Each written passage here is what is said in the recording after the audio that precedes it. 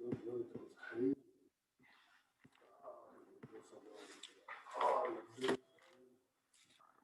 is the detention docket for the 323rd District Court for Tuesday, February 23rd, 2021. Comply with the Texas Supreme Court Emergency Order number 33. We're not conducting in-person proceedings. These hearings are on Zoom. In order to comply with the Texas Open Courts Act, Article 1, Section 13 of the Texas Constitution, we are broadcasting these proceedings on YouTube to give the public meaningful access to what occurs in open courts. This is still a court proceeding, so we do expect everyone to behave appropriately for court. That means please dress appropriately, behave appropriately, do not have moving backgrounds. Please do not have bright lights behind your head as that tends to shadow out your face. Please restrain your domesticated animals. Do not use a lavatory. Do not consume alcohol or other illegal substances while in court. No portion of this broadcast may be recorded, copied, or broadcast. Violations of this order are punishable by contempt of court of up to 6 months in the Tarrant County Jail and a $500 fine. Let's go ahead and start with Hector Arevalo. Oh, also, one thing to mention is if you're an officer of the court, obviously you are excused. Otherwise, if you are a parent or otherwise participating, you do need to have your cameras on and be focused on the camera. That means Erica Miller, please get the ceiling fan. When I said moving backgrounds, please direct your camera away from the ceiling fan. Latara, your camera does need to be on. Henry Handy, I guess your camera needs to be on.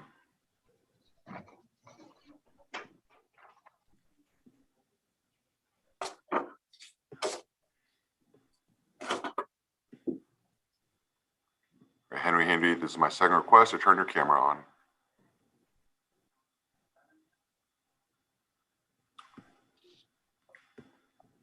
Henry Handy, this is your third request to turn your camera on.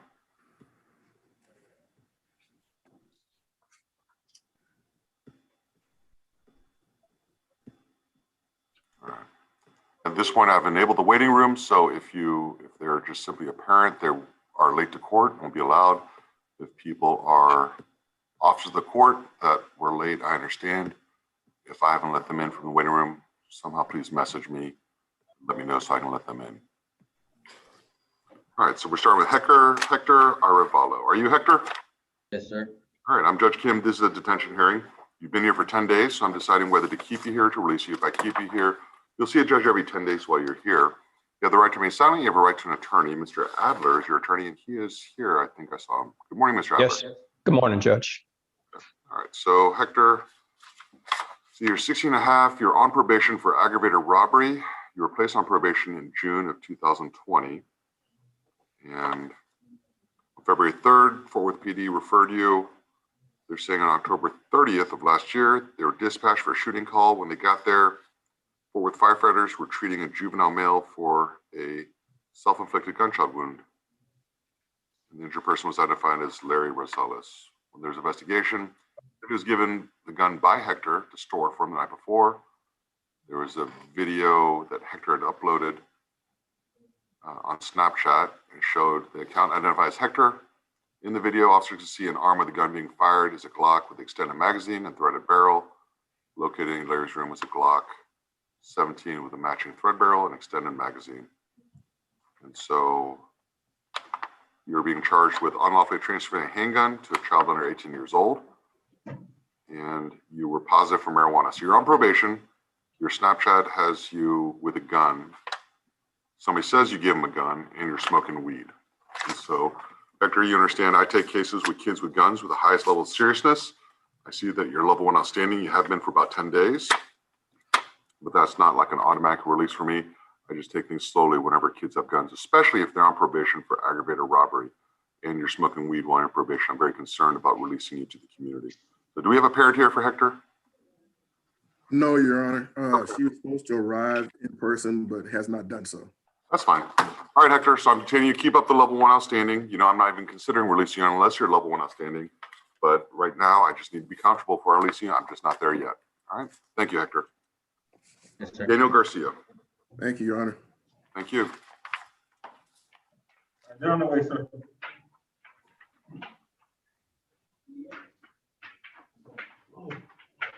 Yes, I know her. I don't even know who you are. I'm Jermaine Wilson. Ain't you you on the street record, you just ask me if we got. Ma'am, you can't just walk in a courtroom and yell at me. I ain't trying to yell, I'm trying to. You are yelling. No, I'm here.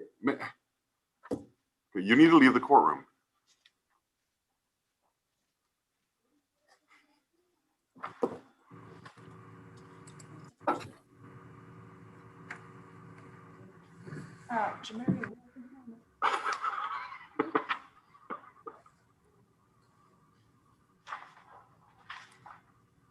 All right.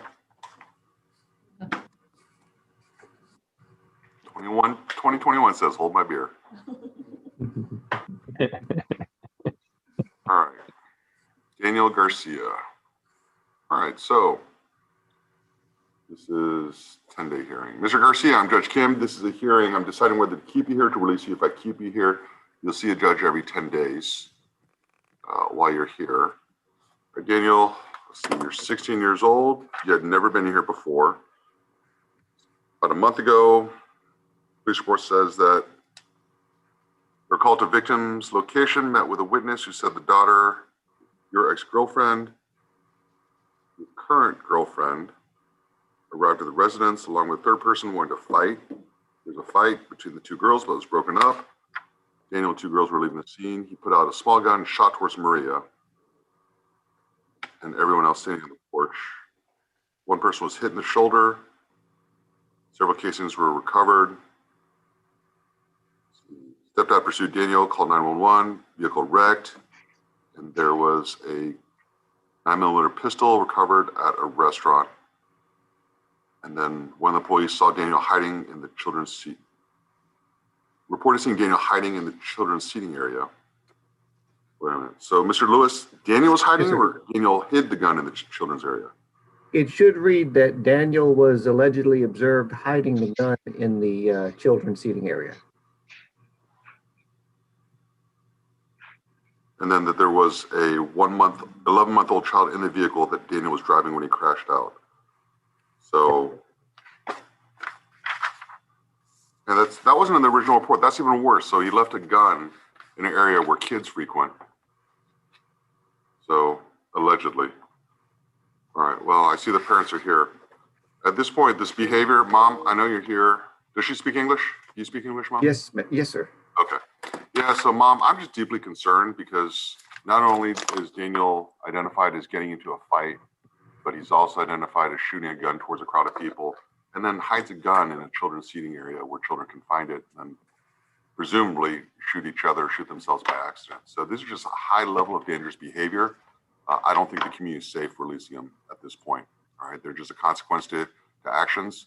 I just have to be careful about this. All right, Mom, I hope you understand why. If you had a little 2-year-old child that's in a children's area that picked up a gun and shot himself, I think you'd be upset too if I released this child. All right, so at this point, Daniel, I'm going to go ahead and detain you. Thank you. Judge, can I just say this for the next time? Yes. I realize you're ruling today, but the family in this case is not our typical family that we see in these type of cases. And just for next time, if he is level 1 outstanding, they can put him on lockdown where he won't leave the house. Mom doesn't work, dad does work. The family's good. It is his first offense. So I would just ask the court for at least next time to consider a release on the electronic monitor with truly home detention where he can't go out virtual school. Right. Yeah, I'm just, this one, Mr. Adler, and you know, I'm open to the idea. I just really slow down when a gun is actually used. There's Yes, so many bad things going on right now. There's an 11-month-old child in the car when he crashes out. There's, you know, a drive-by shooting. There's ditching the gun in the children's area. It's an absolute disregard for other human life is my concern right now. Right now, it's all about Daniel. And I just have to be confident because if I release him, I don't know if that's changed in the short time he's been here. But Mr. Adler, I will consider it. But there's so many things going on wrong right now. It's a safety of the community issue. Yes, sir. I completely understand. Thank you. All right, thank you. Andrew Gatanda.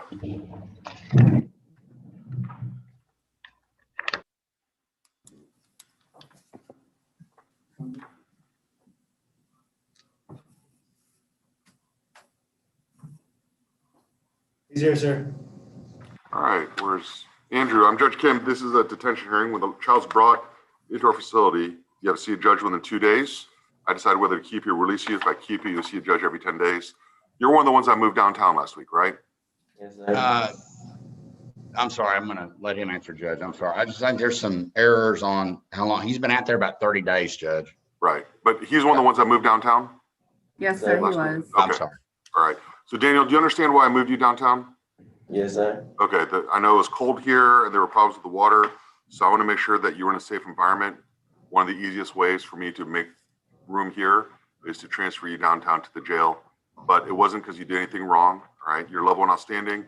And so I wanted to explain to you face to face, or in person, I guess on Zoom, that I wasn't punishing you. This was simply about trying to put you in a better environment than Kimbo at that time. So that's why I brought you back as soon as I could. Okay. All right. So now reviewing your case. You're 17. You're level 1 outstanding. Warrant for theft of firearm. Oh, sorry. This is a friend came over and. All right, this is when friends were playing. Evidently, they're saying you came over, took guns and cash. Did we recover all the guns? No, Your Honor. Judge, if I may be heard, this issue has come up. Where are the guns at every detention hearing? I wish I could tell you where the guns are. And I've talked to District Attorney Reed about it, and I told him if I knew where the guns were, I'd tell him. I've even talked to the detective. I said, detective, you might go down this path or this route, because we don't know where the guns are. Unfortunately, the unknown whereabouts of those guns, I'm afraid, are detaining or assisting in the detention of my client. I know he has another case. I'm not minimizing that, and there's a weapon involved in that too, but I wish we could tell you where the guns are. I've talked to Mr. Reed, and I think that there are cases that's not for today, but the merits on that case may be less than the other case. But the bottom line is, no, we don't know where the weapons are. So this, Mr. Ashworth, this is my problem is, looking at the theft of firearms, my concern is if we know he sold the guns, they're gone, he can't get a hold of them, that's one thing. If he was to hide a gun and it's just as soon as he gets out, he has access to it again. Let's say he gave it to a buddy to hold on to, or he hid it, behind a trash can somewhere. But then you have the other offense. I understand, Judge. I understand. So it seems like I'm not trying to interrupt you, but we don't know where those guns are. I mean, Mr. Ashworth, can you represent that they were sold and they were discarded, or are they kind of stored away so he has immediate access to it as soon as he gets out? Judge, I'll tell you that our defense on that theft of firearm is we don't know anything about it.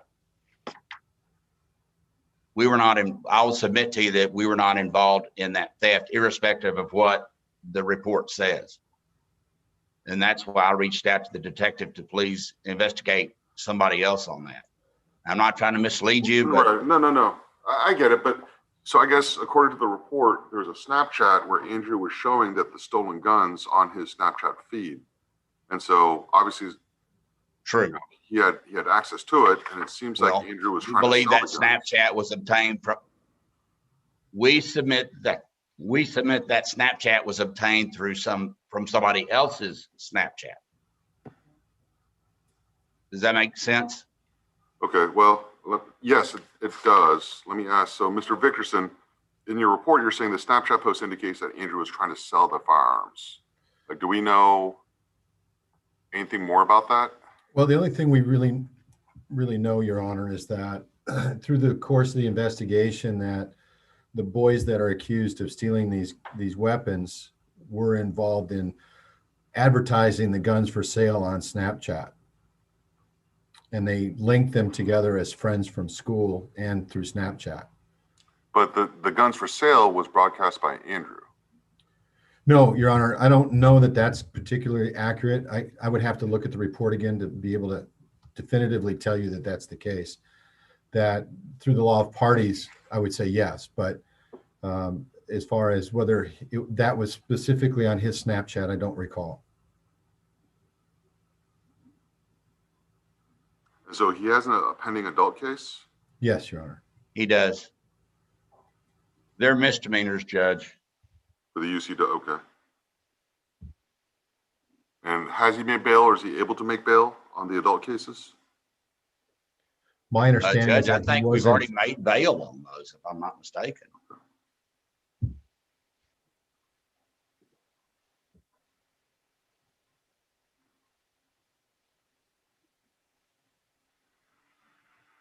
And I can confirm that real quick, Judge, because I don't have my, So let you'll allow me, me. right. So let me kind of figure this out then. So Mr. Vickerson, this question is for you. So according to the report, there was a person who had a daughter who had friends over. The daughter's friend, Hunter, came over. And then evidently a friend of Hunter's came by, stole the guns and money. And that later on, there was a Snapchat video belonging to Andrew's account.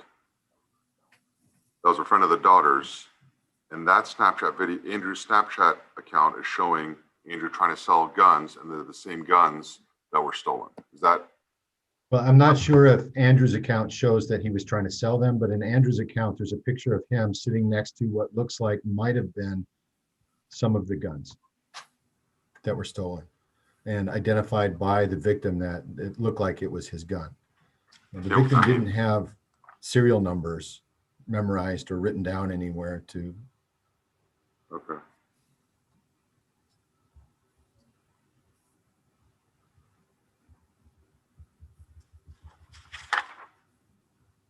How long, so I see here the admission is 1 day, 10 hours, but that's not quite right.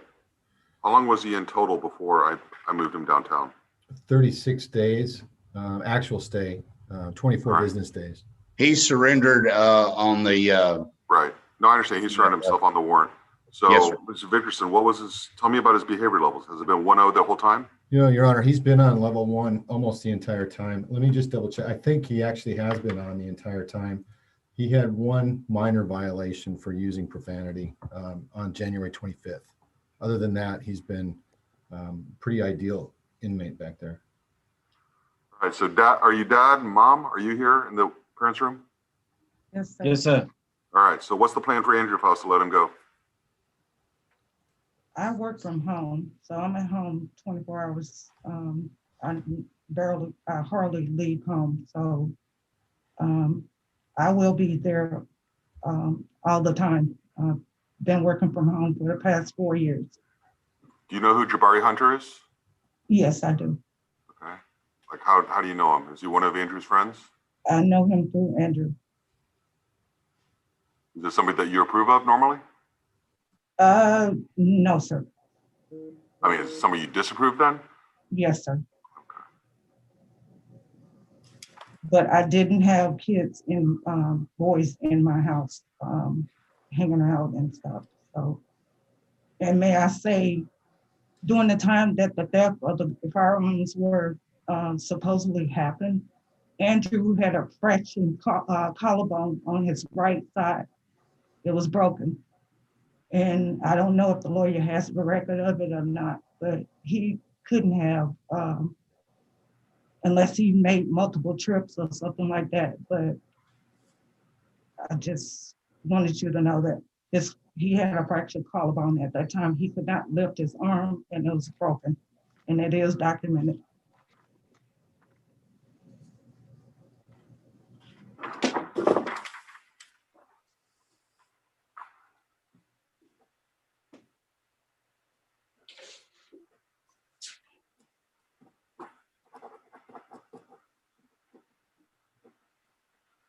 All right, Andrew, this is what I'm going to do.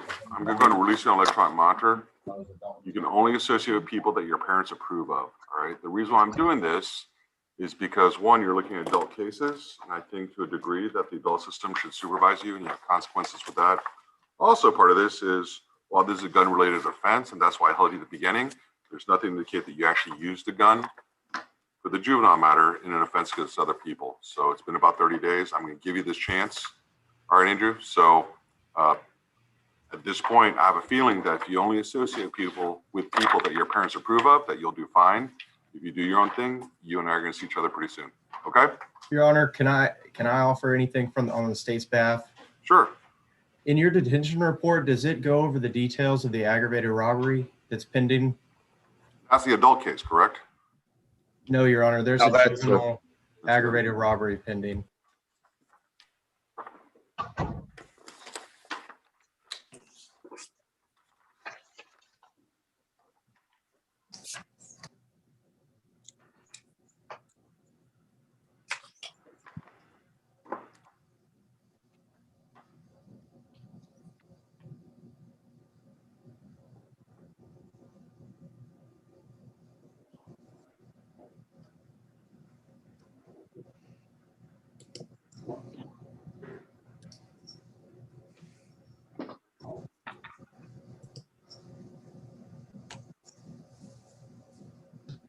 So did we recover any of the guns out of that one, Mr. Reed? No, Your Honor, I believe the only firearm recovered was stolen out of Louisiana and unlinked to the other case.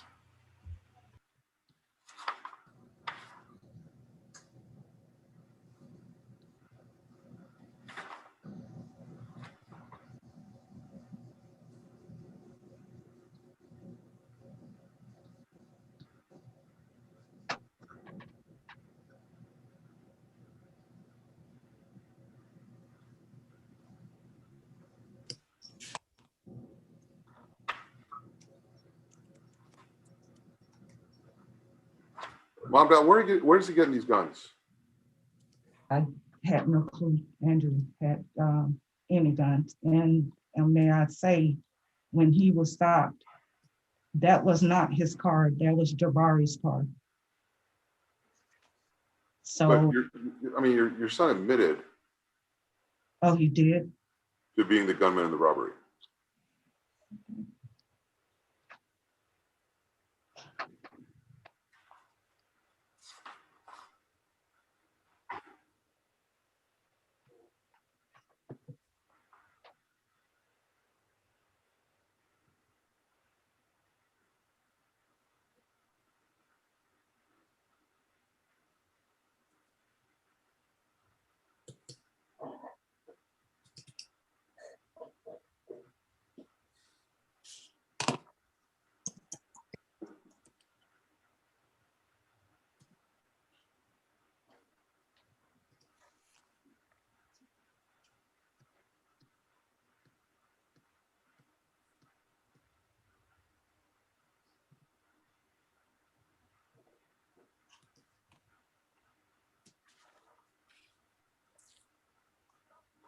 Yeah, I'm gonna stay with this. Mr. Reed, thanks for bringing that to my attention.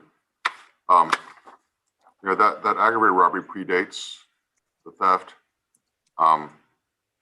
He's 17 now.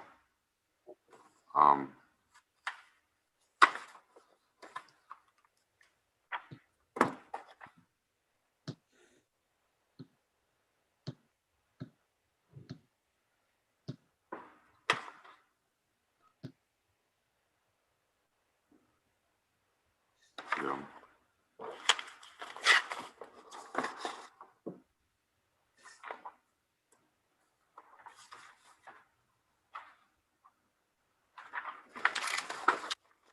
Mr. Richardson, come by and see me about this one after detention hearings if you can.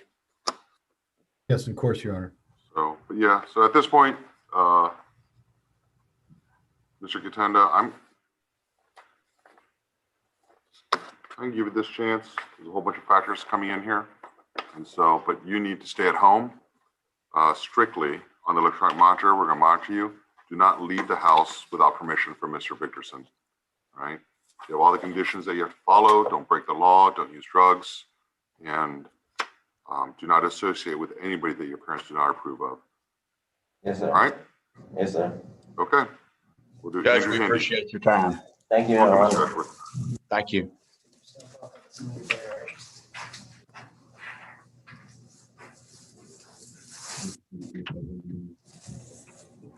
Mr. Handy, I'm Judge Kim. This is a detention hearing. When your kid's brought in, you have to see a judge within 2 days of coming in. Then I decide whether to keep you here or release you. If I keep you here, you have to see a judge every 10 days.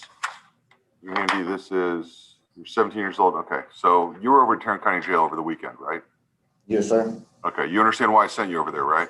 Yes, sir. Okay, it was just because I was worried about the conditions here, and so I just want to make sure you're safe and warm. And so, but I brought you back right away because it's now the conditions here are fine. I wanted to let you know that this is not, you didn't do anything wrong. This is really to try and keep you safe. All right, so this is, let's see, over West Seminary with the F-250. And then ran from the police. I see. Oh, wait a minute. No, you pulled over. You were the driver. And you had a violation for EM. See, back on January 6th, you had a EM went off, called your dad. You didn't have permission to leave. Dad said, told you to rake the yard, and you told your dad to rake your own damn yard. So Sir. Dad said he raked the yard, then took your dog to the pound.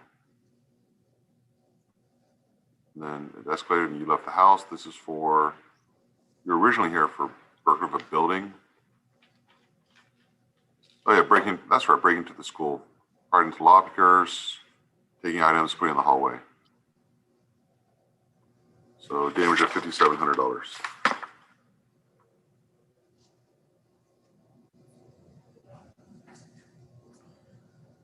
You've been accepted Clarinda. Is Clarinda closing? Ms. Turner? Yes, that's what I was told. Placement's looking for another option right now. Oh no. Do we know why Clarinda is closing? I don't know for sure, Your Honor. I'm sorry. Okay.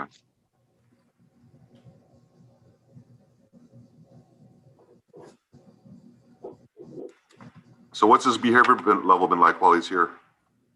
He's done very well while he's been in detention. He was level 1 since January 14th, which was as soon as he could get there. He's maintained it the entire time. And he's been what the entire time? He's been level 1 outstanding the entire time he's been in detention.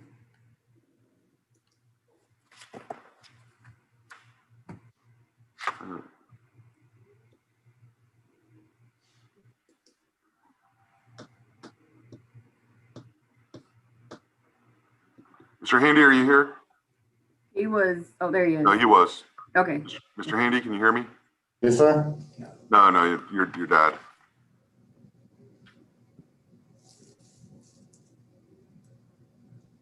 Henry Handy, can you hear me?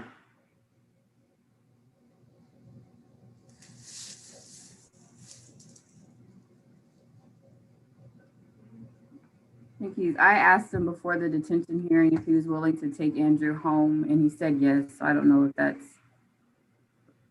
Henry Handy, can you hear me? Judge, he was there before. He had. No, he's here. I just don't know if you can hear me. Okay.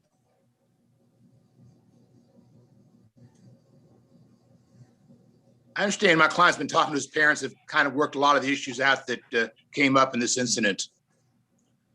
Initially, the parents were pretty upset, but they've been talking a lot. Dad, can you hear me?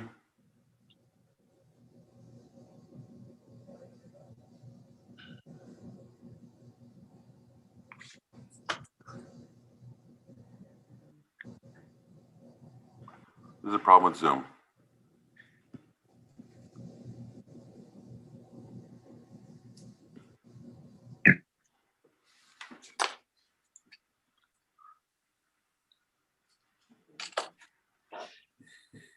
Sorry.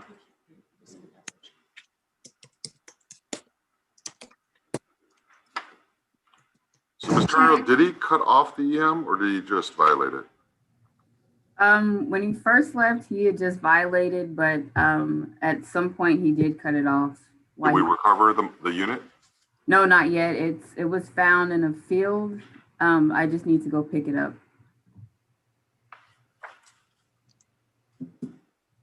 Well, Judge Looks Hanley, like, yes, Ms. Goro.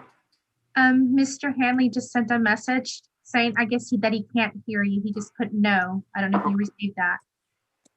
All right, well, I tell you, Andrew, I'm going to go ahead right now. I'm going to detain you. If we can find that unit, I'm okay letting you go back on EM. So if you threw in a field and it can't be found, you're going to have to stay here longer. That's a Yes, sir. consequence of you ditching the EM. Yes, sir. All right. Thank you, Judge. Thank you, Mr. Gladstone. Ms. Turner, let me know if you find it. Yes, sir, I will. Thank you.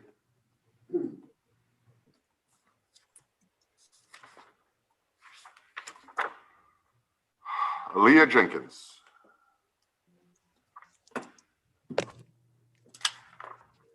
Yes, sir.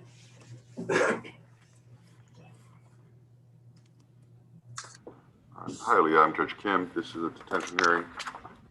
Deciding whether to keep you here or release you. If I keep you here, you have to see a judge every 10 days. You have the right to remain silent. You have the right to an attorney. Ms. Barrows, your attorney requested this hearing. Ms. Barrows, for what purpose did you request this hearing? Your Honor, my client is asking to, actually I'd requested it yesterday, but I think with the snowstorm last week, my client is wanting a chance and opportunity to be released to her mother on an electronic monitor.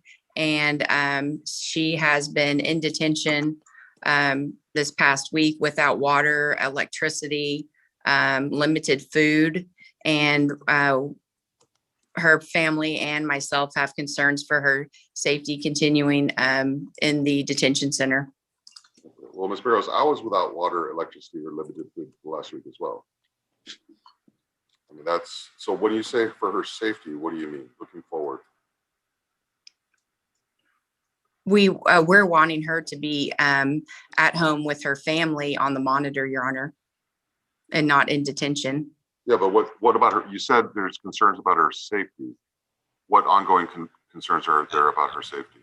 She has fears of being, there's another child in detention with COVID, and she fears that she could possibly get COVID, and she is fearful of staying in the detention center. So, all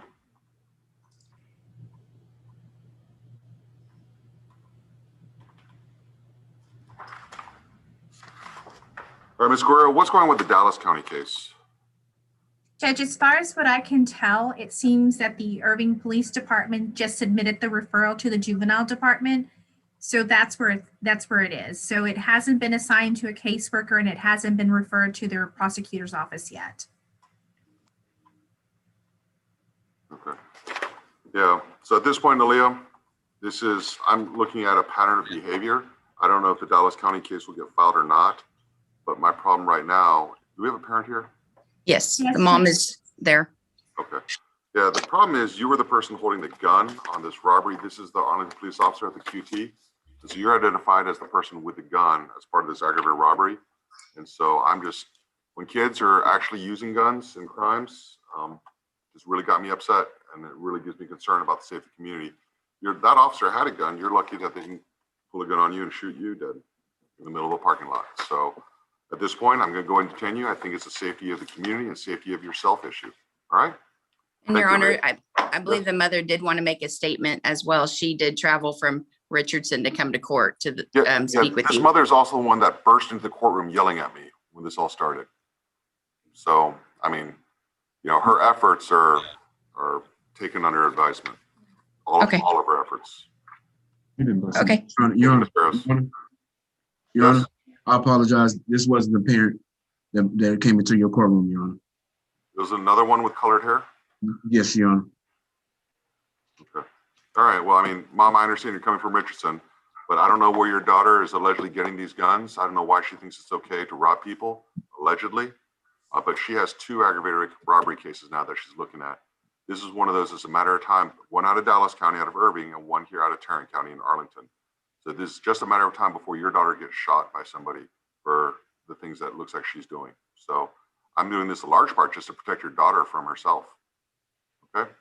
Okay, I understand, but I was trying to see, sir, if there's any way that you could let her come home on a monitor and we have her under supervision. She's really not that type of child, sir. My baby's never been in any type of trouble at all. I'm sorry, say that again? I said my baby's never been in any type of trouble at all. She's a straight A student. She's not that type of child. Like, she just was at the wrong place, wrong people doing the wrong thing. And so, Mom, usually wrong place, wrong time. It's like she's in the car when everyone jumps out and robs somebody. The case here is that she's the one that jumped out of the car with the gun, pointed at an off-duty police officer while he's pumping gas, while which I'm not sure if she's the one that hit him with the gun or the other person hit him. An organized effort that they said they were robbing multiple people. So this is not a one-off incident. This is a pattern of behavior. It took some planning, it took some thought, and they were trying to hide their crime after the fact. And so this is as really the only thing more serious than this is if somebody dies, and then you're looking at capital murder. But at this point, Aaliyah, you have to know that you're looking at up to 99. Well, if you get certified as an adult, you're looking at up to 99 years or life in prison for this. All right, this is how serious this is. All right, and I take these cases very, very seriously. These aggravated robberies. Okay. All right. Thank you.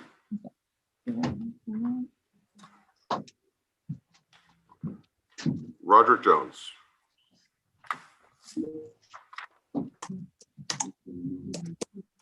Yeah.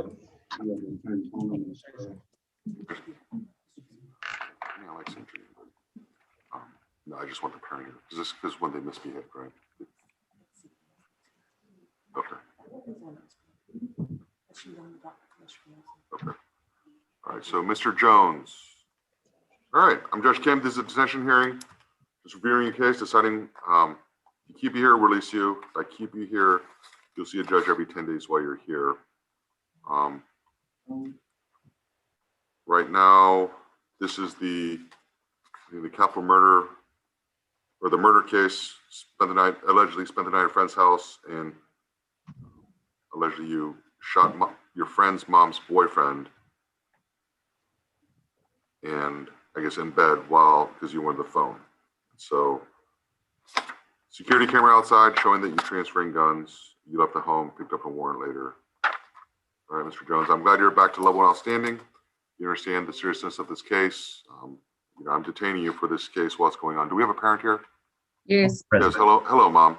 Hello. Okay, so at this point, I'm going to detain you. We'll reassess things and figure out where we go in the future, okay? Yeah, I thought you were going to reassess today. You let him go on the other weekend, but this last week we had this problem. We couldn't have the detention hearing. I thought this is another opportunity to give him another chance to go on for the weekend. So it's not going to be a regular thing. Like I didn't know. I didn't know. I thought you were going to reassess again. Yeah, no, I will. But this is these rare situations that come up. I'm balancing a whole bunch of things, but it will never be like a regular scheduled kind of thing. You said situation has come up. I'm not aware of anything that came up. I'm sorry? You said a situation came up. I'm not aware of it. No, what I'm saying is I evaluate many different factors in my decisions, but I'm not making this a regular every weekend or once a month. I'm not doing that. That's, I'm balancing a whole bunch of factors in my mind and just making the best decision that I can. And so I don't want an expectation from the kids that this is just, this is a regular occurring thing, right? I mean, I do what I can, I do what I think is best, but I just have to balance a whole bunch of different other factors. Okay. I have a question. Yes, ma'am. So when is my son gonna be able to come back home? Since, not to bring it up, but you allowing this other child to be. It's not about other children. This is about Roderick. Yeah, it is. George, I think what she's trying to say is we have two kids who are charged with the same thing as co-defendants, and you are letting one go and you are keeping a child here. And there's no reason why he shouldn't be given the same opportunity. So I thought we have went through this. It's just, what she's saying basically is that what makes the other child better than my child, you let that child go home. And they did the same thing. They are charged with the same thing. They're charged with the same thing, but precisely according to the offense report, what I'm seeing, Mom, is that your son is identified as a person shooting somebody in the head as they're sleeping. Judge, there's a difference. Judge, the only person that identified him as is the person that shot his own mom. He's a companion. But she Judge, lived. he's a companion, and there's no corroboration.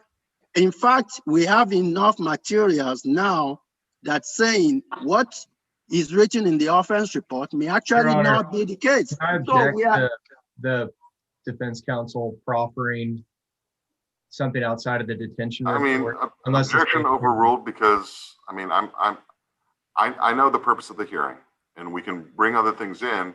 What I'm looking at is a safety of the community issue, safety of the child issue. And so we had different levels, Mr. Adeniji. I'm looking at the fact that one child was, while they're both charged with the same offense under the law of parties, you have one person that's identified as actually killing somebody, one person who did not kill somebody. You have one person that's identified as hiding evidence, one person being more forthcoming. I mean, and they're entitled to, they have the right to, but that exercising a right doesn't mean I can't consider that in a detention hearing. Judge, what I'm saying is the only person saying the other person is the shooter is a co-defendant. There is no independent information in the police report saying what the offense report is saying. So you are basically saying a co-defendant saying something could be held against the other person without any additional information. And the law specifically states that in detention hearings, I can consider the uncorroborated testimony of an accomplice. Absolutely. In other hearings should be an issue, but in detention hearings, it's not. Absolutely. I'm just trying to articulate to you what the mom is saying. The only thing different in this case, Judge, is that the other guy is white, this guy is black. That's the only thing different. So I think there's more things different than that. That is a difference. No, And- Judge, that's the only thing. But the other guy's brown. He's Hispanic. Well, it's Caucasian. Can I say something? Yes, Mom. My thing is, these children was together every day. Okay, it's not these children. This is about Roger. But I'm just, But it's about the two of them as far as she's they concerned. was friends. They was both, they hung together and everything. The No crime fight. the crime scene of this case, Judge, is the other guy that you let go. That's the crime scene. It's his house. My client is the guest in this house. This other guy tried to shoot his mom twice, recorded. That's the only thing that nobody's disputing. And he's the one that gets to go home. It's not fair. Okay, what's not fair is being shot while you're sleeping over a cell phone.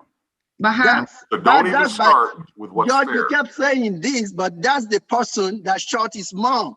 He's the one you are holding what he says to be anything. He tried to kill his mom. I And agree. he's the one you are using his evidence against Roderick as a basis to say, I can release you that tried to kill your mom, but I won't release you that is being alleged you shoot my mom's boyfriend. And that's what detention hearings are for. It's on the allegations, probable cause. It's not even preponderance. There is appearance of fairness that detention hearing is also called for, Judge. This doesn't look fair on the face of it. Appearance of fairness. Let's even accept everything in the offense report is true, which is not. What is the sense of fairness in looking at it? You let the person who wanted to kill his mom go home.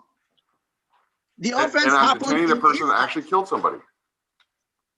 That's an allegation. The one that I'm talking Mr. about Adeniji. is not an allegation, Judge. But it's the allegation I'm looking at. This is a detention hearing. It's uncorroborated. There's no evidence. There's no witnesses. It's whether it's probable cause. And the probable cause exists that there was a homicide at the hands, direct action of Mr. Jones. I mean, it is what it is, right? And I'm not saying it's true. I'm not saying it's fair. I'm saying that is what the probable cause indicates, that Mr. Jones actually killed a human being. No, not Judge. When you say actually, that's not true. There is no Probable actuality cause. until it's proven. There is probable cause that he did it. I don't even see. You say probable cause. By who is saying who provided the information of the probable cause? A co-defendant? Yes, the co-defendant. Without corroboration? Mr. Adeniji, I am inviting you to show me case law that says that that's not to be considered. Judge, I understand that it may not it's seem not fair. about case law. You have a discretion. I do have the discretion. I'm appealing to your sense of fairness and appearance of fairness. That's all I'm doing. This is not about case law. Two people are before you, charged with the same offense. You let the Caucasian go home, you're keeping the black guy. It doesn't look good. How about this? How about this? Why don't, one of the big differences on the co-defendant is the victim came in and said, I want this child to be let go. You bring the victim in to say, tell me that he wants Roger Jones let go, and I'll do the same. Which victim are we talking about? The victim from the report, the deceased. You see my point here? Oh, the victim is dead. So that's what I'm victim saying. Are you that's so what my victim point. are you talking about? That is How my can point. You the ask victim, me to bring somebody that I cannot bring. That is my point, Mr. Adeniji, is the fact that there is a homicide, there is a deceased. The victim in the other case said, I want my son back home. And now the victim here is dead. That is what the significant difference is here. You are talking about the victim in respect of the person, the other guy that you let go, tried to kill. Is that the one you're talking about? Yes, the victim of the gunshot. Okay. I don't know that my client has anything to do with that. I don't know either. I just know what. George, you know, because there's a video of him trying to kill his mom. You know that. They have a what? There's a video recorded by the mom while the son was shooting her. Yeah, I'm That's unaware of the that. only incontestable evidence in this case. Mr. Adeniji, I don't have any of that. Like, you know, I don't have access to that. We can stipulate to that. The DA is on this Zoom. He can confirm this that. Is not, but this is not evidentiary, Mr. Adeniji. It's not probable cause, safety of the community, safety of the child. Mr. Adeniji, I understand your position. I understand your argument. All right. Okay. Thank you, Judge. I think, yes, I appreciate you. Thank you, Mr. Adeniji. And I understand your frustration. So, Mr. Jones. Judge, I'm not frustrated. I'm just trying to articulate the mom who does not understand the way the system works. And I think I've done that, and you have exercised your discretion. That's what we all want. Thank you, Mr. Adeniji. All right. So, Mr. Jones, at this point, I'm going to continue to detain you. Thank you. Caleb Bowles. Here, sir. Good morning. Hello, Mr. Olds. I'm Judge Kim. This is a detention hearing. When a kid's brought into a facility, you see a judge within 2 business days. I have to decide whether to keep you or release you. If I keep you here, then you have to see a judge every 10 days while you're here. You have the right to remain silent. You have a right to an attorney. Your attorney, Mr. Hall, is here. All right. So, Mr. Olds, you were in the Tarrant County Jail over the weekend, right? Yes. Okay. Do you understand why I sent you there? You didn't. Your behavior level was fine. It was the conditions in our facility. I want to make sure that you were warm and you had water. You understand? Yes, sir. Okay, so that's why I also brought you back as soon as I could, as soon as the conditions here were acceptable. All right, and so I just wanted to tell you that face to face. Now, as far as your car, this is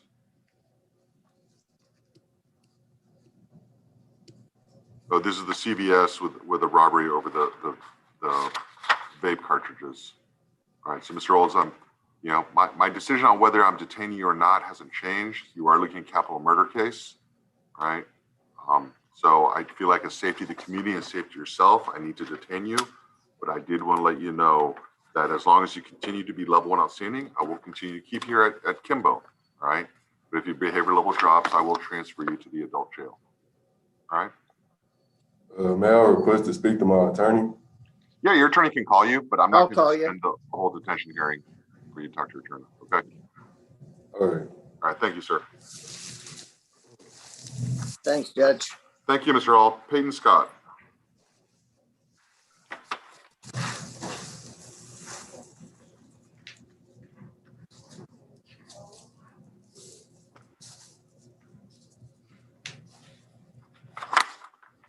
All right, Peyton, I'm Judge Kim. This is a detention hearing. You have the right to remain silent. You have the right to attorney. Mr. Bronson, your attorney, is here. I believe, Peyton, I had moved you to the Tarrant County Jail over the weekend, right? Yes, sir. Do you understand why I moved you there? Yes, sir. Okay, I just want to make sure that you're warm, you had water, that your conditions are okay. You didn't do anything wrong. I just want to tell you face to face that as long as you continue your level 1 outstanding, I will keep you here. Okay, I want you to be a good example for the other kids. I did move you because I thought you would be better off there over the weekend. Okay? Thank you. So you understand, I'm not going to release you because of the hard drug use. I'm concerned about your safety if I was to release you, okay? Yes, sir. All right, thank you, Mr. Scott. Thank you, Mr. Bronson. Norman Walsh.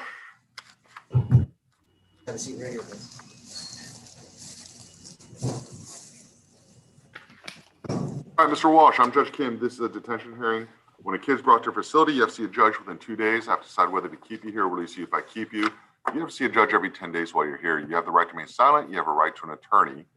And your attorney, Mr. Willett, I believe, is here.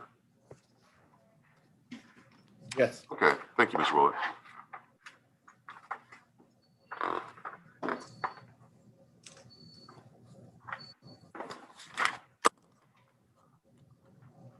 All right, so Norman, you're 16 years old. Yesterday, Fort Worth PD brought you in. They said that about 1 o'clock in the afternoon, they were dispatched for a welfare check. When they got there, police talked to your 91-year-old grandfather who said you came into his room, tried to take his pants off, which led to a fight, but then he ended up with bruises to his arms. They said that he was ordered by you to stay in the room and not allow him to leave while you were holding a pair of scissors.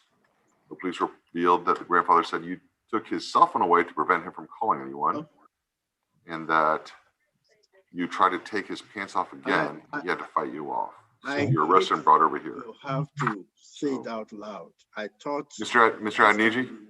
Mr. Adniji? Yes? Could you mute yourself? I'm sorry. That's all right. Thank you, sir. All right, Mr. Ortiz, I can't figure this out. Why is he living with Grandpa? Living with grandfather because in 2005, grandfather became guardian for Norman, and he's been legal guardian since then. All right, so are you Grandpa here in the waiting room? Yes. All right, well, all right, so I've got a whole bunch of questions. First of all, where's his mom and dad? He was taken away from his parents when he was born, the day he was born. He was born with cocaine, various drugs in his system, and Child Protective Services took possession of the child and gave him to my wife and myself, and went into courts in the Fort Worth area, and he got involved because his mother had 3 or 4 other children. She was the drug addict, and when he was born, he inherited all the drugs that she had taken. And so the court, the lawyers, the judge in the court had taken 2 cases because there was 3 other children by a different husband, and it got all confused, and it took almost a year before it was finally settled. And my wife and I were given full custody of the child, and because during that year period, the mother had been sentenced to prison for 2 years for being a drug addict. All kinds of things had happened, and they kept bringing in this her other children, which we had nothing to do with. So we finally got full custody, and they had visitation rights, but they had to be on the Child Protective property. So we had them there. They had to discontinue because the first husband that had the boys and our grandson's mother would get in an argument, and parts of her family would be there, and we'd have to basically tear those people out of the area, so they stopped the visitation rights at that time. Grandpa, pardon me, please excuse me for interrupting you. First of all, Miss Miller, you need to be on the camera, and I don't need to see your ceiling fan as I did earlier. Now, Grandpa, That's okay. So is CP, Miss Miller, again, your face needs to appear on the camera.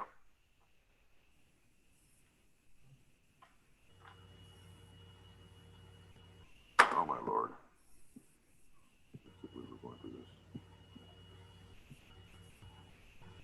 right, so Grandpa, then, was there a Yeah. CPS termination? Or did CPS just place the child with you? No, we got full custody, Okay, and they had visitation rights. okay, that answers my question, they have visitation. Now, here's what, you're 91, so you're born in 1930? Yeah, so I'm 90. I can only imagine what you've seen So over the last quick- 90 years. Yes. So, all right, well, I can tell you now, if this, what I'm reading here is true, you deserve much better than this. And I think you paid your dues in your 90 years of experience and wisdom. There's no question that you'll ever, well, here's my next question. How old is his mom? In her 30s. So you were in your 60s? You were like 60 when you had his mom? No, my father is the father of Normie's dad. Okay. Okay. Okay, so you're his daughter. I'm Normie's aunt. You're Normie's aunt. All right. Well. Now, excuse me, Judge. The big issue here to me is Norman has been under psychiatric care since he was 5 years old. The psychiatrist is the doctor that's the head of the JPS psychiatric system. And he's been attending her for since he was 5 years old. And he's on a drug called sertraline, which causes suicidal. But he's on several different drugs and he's been on drugs. What happened here recently was he hid his medication and I didn't know it. I thought he was taking it out because I put it out every morning.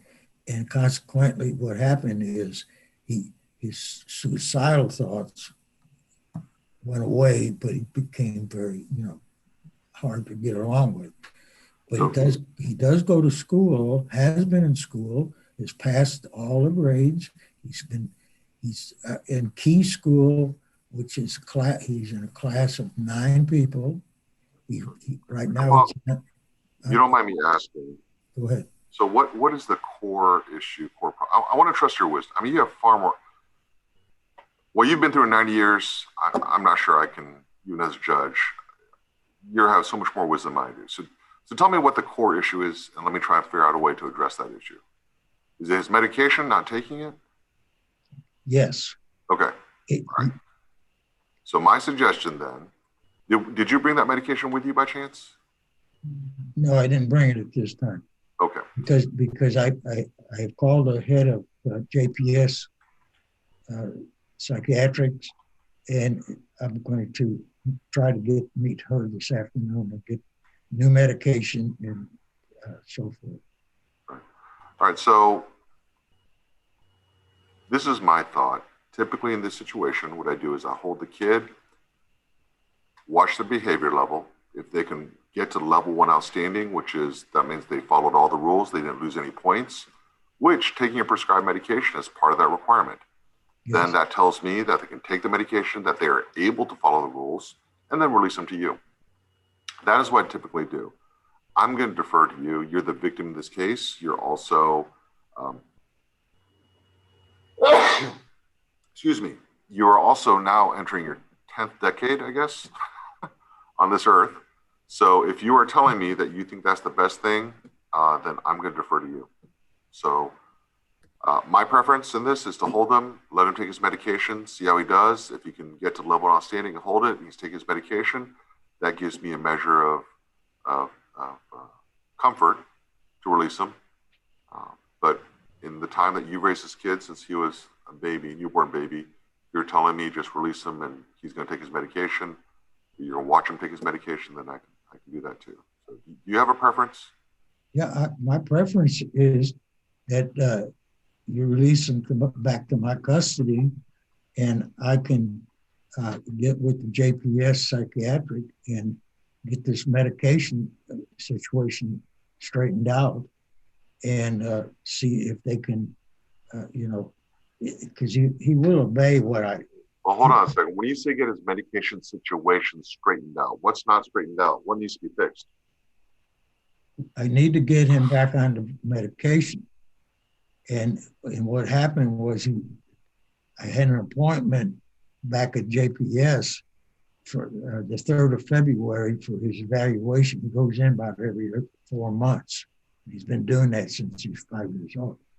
And what I wanted them to do was get a medication that's going to work. However, we got snow. In other words, and I got a cold. He got a cold. So currently, he does not have medication at home?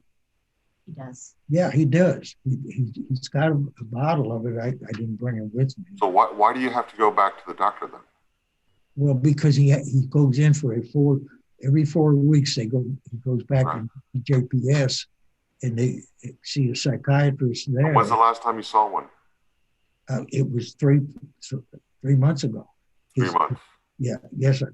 His appointment was for the first week in February, and that's when all the bad weather hit and everything, and I got a cold, and he did too, and we didn't get up there, and I called JPS, and they said as soon as everything clears up, bring him up here, we'll reevaluate his, the drugs and so forth. Right. All right, so Aunt, I see that you're there. Yes. Tell me what your thoughts are. I think he needs help, and I think he needs to be in a place where he can get that help. He needs more than medication. He refuses talk therapy, which I think needs to be done in combination with medication. And I think if he goes home, my dad's going to do his best, as my dad has been constantly trying, and things don't get better. So I don't know. I have to defer to my father if he wants to take the boy home, but I will all once again be waiting for the phone call where things don't go well. So has things like this happened in the past? Yes. And nobody ever called the police? No. Yes, the police yeah. have been called and they've made reports. He has been in JPS for observation. The police have come out and not filed a report. There have been incidences where the police were not called. So I think my father's doing the best he can, but there's really no support because of this. There's no one to support my father to help with this because it is so difficult. Grandpa, honestly, you're at the point in your life you should be enjoying your grandchildren, not fighting with them. That's my thought. Yeah, he doesn't see his grandchildren now because of this situation. Oh, the other grandchildren? Yes. Well, the situation is he's going to a private school, Key School. There's only a little over 100 children in there, and they're special trained people. It costs $20,000 a year. Okay, that's not the problem. There's no problem there. And right now he's on the Zoom schooling, and they are, since this situation just happened again, I got a call from the vice principal, and they're making arrangements where they can get a one-on-one teacher, and if they have to send the teacher to the home, they'll work that out. And so they're in the process of making sure he gets an education. There's only 9. He was student of the year last year out of the entire 145 people. He is right now a straight A student. All the teachers he has dyslexia teachers. He's got all these professionals, teachers, and the children, the number of children in his class are 9. Now, if you put him anywhere else, he's not going to be able to go to that school. And that he has a mental issue. And even at the time when this incident happened, he would go to his computer, work on it for 50 minutes, and then they took a 10-minute break, and he'd come back, and he was trying to take my pants down.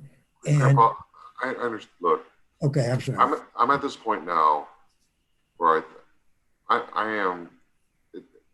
You're doing everything you can for your grandson, but you may have hit the limit. And this may be a large part because he is just physically matured, and he's just a lot larger now than he was, 6, 7 years ago. And so, it's not about intentions. It's not about your heart or your desire. I'm kind of worried about your safety, right? Because it's escalated and a weapon was used, and it just got pretty extreme.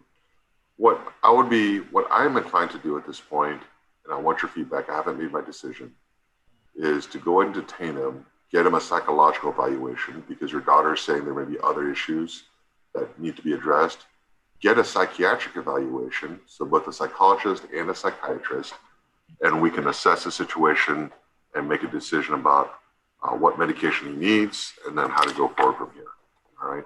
May I ask a question? Sure. Is there any way he can continue his Zoom education while there? So unfortunately, he being here, he would be enrolled in the Fort Worth ISD campus that we have here in our facility. And so he would continue his schooling. It would just be through Fort Worth ISD. He could not go to his private school. Well, I have a problem with that because he was in the public school system for 8 years, grade school, and he clammed up. He wouldn't talk to anybody. Didn't talk to anybody in 8 years. Then he went to high school, Southwest High School, where he was accepted by the students and the teachers. However, it got pretty wild up there, and I had to take him out because the special education program wasn't any good. And consequently, this situation has arisen because he has not taken those drugs for medication. Sorry about drugs, but medication for about a month or so. All right, so this is the conflict I'm dealing with, and I need to make a decision because we need to move on. Yeah, right? because I really don't want him in the Fort Worth school district. Right, so sir, I need to make a decision because we have to move on with the hearing. So I'm at this crossroad where I have to decide. On one hand, Grandpa is saying he just needs his medication, things will be fine. And I'm inclined to believe you. You don't seem like a man that would come to court and lie to the judge. All right. Now, on the other hand, I see Aunt saying that there are other services that are needed. There are other issues that are not being addressed and resolved. And that is a conflict that I'm trying to figure out right now. Yeah. So he's not going to get it in the Fort Worth system. I beg your pardon? He's not going to get the assistance in the Fort Worth. I understand, but more than his education right now, I'm concerned about your safety, sir. All right, and that is what's driving this train. I'm concerned about your physical safety. And so, Aunt, do you agree with your dad that if Normie is on his medication, that he'll be your dad will not be in danger? Not medication alone, no. I think he needs talk therapy, and I've talked to Normie about that. And okay, so I understand your position that he needs the therapy for his overall health. Yes. What I'm talking about is the immediate danger to your father. If Norman was to go back home and he was taking his medication, do you feel like your father would still be in danger? I think it's close to call.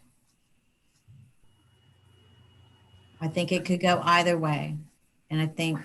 How do we get to this point where we're so deep in the game that there's other services needed, but is it just Norman refusing to do any other services? Yes. No. Yes, my father has tried to get him help, has brought him to different psychiatrists, tried different schools, had people come to the house. And Norman wants to be left alone. So have you gotten MHMR of Tarrant County involved? Have you called mental health? Yeah, he's been to mental health. Yeah. And I think my dad's called. My dad's been working at this full time for years. Well, trying to get him help. Yeah, JPS is actually the mainstay of everything. In the school he's in, is the mainstay of everything. What has happened is over the years, people ignore him and he has no friends. You know what this tells me? I mean, I think I have a big idea. Okay. I think this is a classic situation where you've asked public services, the local government for help. And every time you get there, they say, well, if he goes back home to grandpa, you go above and beyond what the normal person does. And so they say there's not an immediate issue or danger to you or the child. So they just forget about you. And your papers get shuffled to the bottom of the stack because there's not an immediate crisis going on. And so I think we've just hit that point now, Norman, where I think you've made decisions that brought it before the attention of this court. And so I have to make a decision. So at this point, I'm going to go and detain him. I'm going to order a psychological evaluation. I'm going to order a psychiatric evaluation. We're going to figure out where he is. Grandpa, if you can get the medication to us, and which will have the doctor's name, that gets our psychiatrist a head start in knowing where we're starting from. All right. This is purely, I think, our local government, our mental health services has failed you. And so for that, I apologize, but it's pretty clear to me now that y'all have asked for help and y'all haven't gotten it. And you probably haven't gotten it because they felt like you've got it under control. Not that you have it under control, but there are other people in a more dangerous situation than you. And so they've just forgotten about you. So I do apologize on behalf of the county. Okay, where will he reside? He will reside here, and it will take our psychologist will be here. That'll be scheduled right away. The psychiatrist shows up on Thursdays. So we need to get his medication. I want to make sure that we understand what services he needs. We'll have to do this anyways for his juvenile case. And so I just rather get it done right at the beginning. I'm open to the idea of releasing him to you, but I need to know that Norman is taking his medication as prescribed, and that he is not violent. I think. Thank you. I also think CPS failed you too, because they found what they thought was a safe home and just left him with you and never gave you additional services that Norman needed. But I think every facet of our system has failed you, sir, and you deserve better than that. All right. So where is he going to reside? Here. He's going to reside here at our facility, and hopefully he can get out in a week. Depends on what the psychiatrist says, and depends on whether he's compliant with the rules and with the medication. Yeah, I believe that the psychiatrist you use our JPS. I beg your pardon? I believe that I was under the impression that the psychologists you use are for JPS, John Peter Smith. We have a doctor here that comes under contract, comes once a week to visit the kids. Oh, okay. Yeah. Because see, okay. Because Thank you, sir. Thank you. J. Lee West.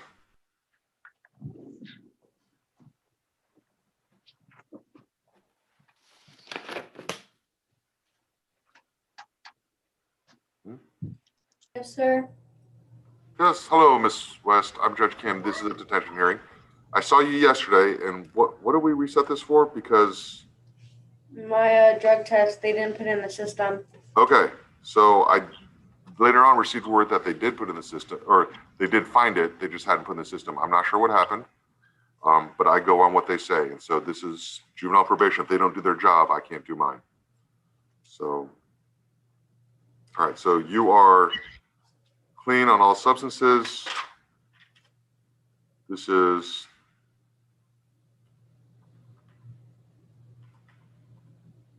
you were at Mesa Springs, you went home, this is domestic, hit grandma, and all right, so do we have grandma here? Yes, sir. All right. So at this point, Ms. Jenks, I need to know, I mean, this is similar to one you just heard immediately before. I'm concerned about your safety. So you tell me what you're thinking. Well, Your Honor, Jaylee has been hospitalized 4 times already this year alone. She's having a big problem with aggression, physical aggression, suicidal ideation, elopement. We've had multiple 911 phone calls when she is home. what is in the works right now, Jaylee is part of the MHMR system, but she refuses the talk therapy. She'll see her therapist, but she doesn't want to talk to her therapist about, what's going on with her. However, through MHMR, we are on the waiting list. Hopefully by the end of next week, she'll have placement in Cedar Crest Residential Treatment Center. We also have a meeting set up on the 3rd of March with CRCG, so that if she can get into Cedar Crest, once she comes out, she'll go straight to the Waco Center of Youth for another 30-day program, just to help her get herself together. It sounds like you have a plan. Where are we right now? What do you think I should do? I would like for her to, I would like for her to come home, Your Honor. I'm fearful, but I would like for her to come home. Okay. You think that's what's best for you and best for Jaylee? And I'm not asking what you want. I'm not saying asking what your heart is. Yeah, I think that's what's best. Okay. And you feel like you will be safe if I release her to you? Yes, sir. Okay. She has a prescription right now? Yes, she has all her medication, sir. And she is taking her medication? Yes, she is. Was she taking her medication on the day that she got arrested? Yes. She had just gotten out of the hospital that morning. Yes. She's compliant with her medicine. All right, so Jaylee, this falls on you. You're level 1 outstanding right now. So that tells me you know how to follow the rules. Yes, sir. You understand that if I let you go and probation comes by and checks on you, that if you're not level 1 outstanding at your grandmother's house, I'm just gonna bring you back here, right? Yes, sir. And you understand, like, there's no love lost. Like, I care about you and that I want you to do well, but we don't have a personal relationship or anything, right? And so there's no love there. For me, it's a very callous decision. If you're causing problems, if you're being disrespectful, if you're not following instructions, if you're not following her DNA, right, all that, I'll just bring you back here. Yes, sir. It's really that simple for me. Do you understand? Okay, think of me as just a very callous, kind of uncle that just doesn't really, it just doesn't matter. Like, the rules are the rules, and that's all I care about. Okay? Okay. Yes, sir. All right. So you understand where I'm coming from, right? Yes, sir. All right. So, Miss Jenks, you understand that you need to stay in contact with Miss Guerrero and let Miss Guerrero know if there's any kind of problems. Yes, sir. Okay. And you just need to be honest with her. Even don't cover for Jaylee, because if you do, and I find out next time, I'm not going to trust you. Right. I understand, Your Honor. Okay. All right. We'll go and release her. Does she have a history of running away, Miss Jenks? Yes, Okay. she does. So we're going to place an electron monitor on her. Okay. Okay. All right. Thank you, Your Honor. Thank you, Judge. Thank you. Jermaine Wilson. Sorry.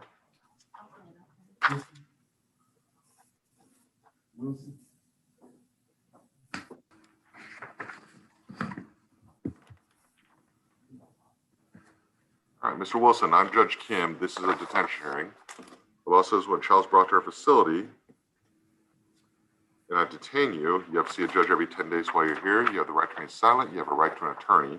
Ms. Hamrick is your attorney. I believe your mom is present in the building. This is the one, right? Where the mom bust into the courtroom.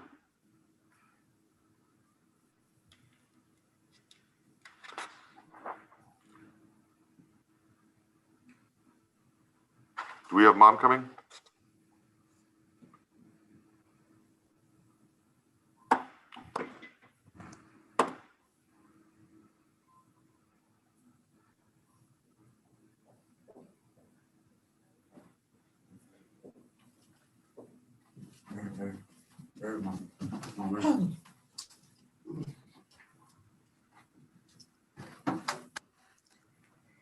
There we go.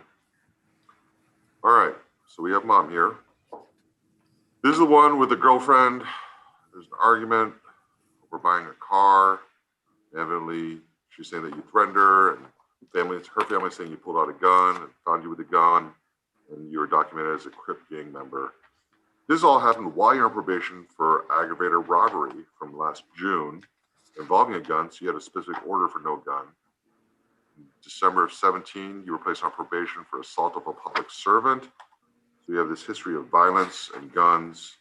Now you're arrested again. And it's my understanding that you also had $1,800 in restitution for your probation, that you got no payments.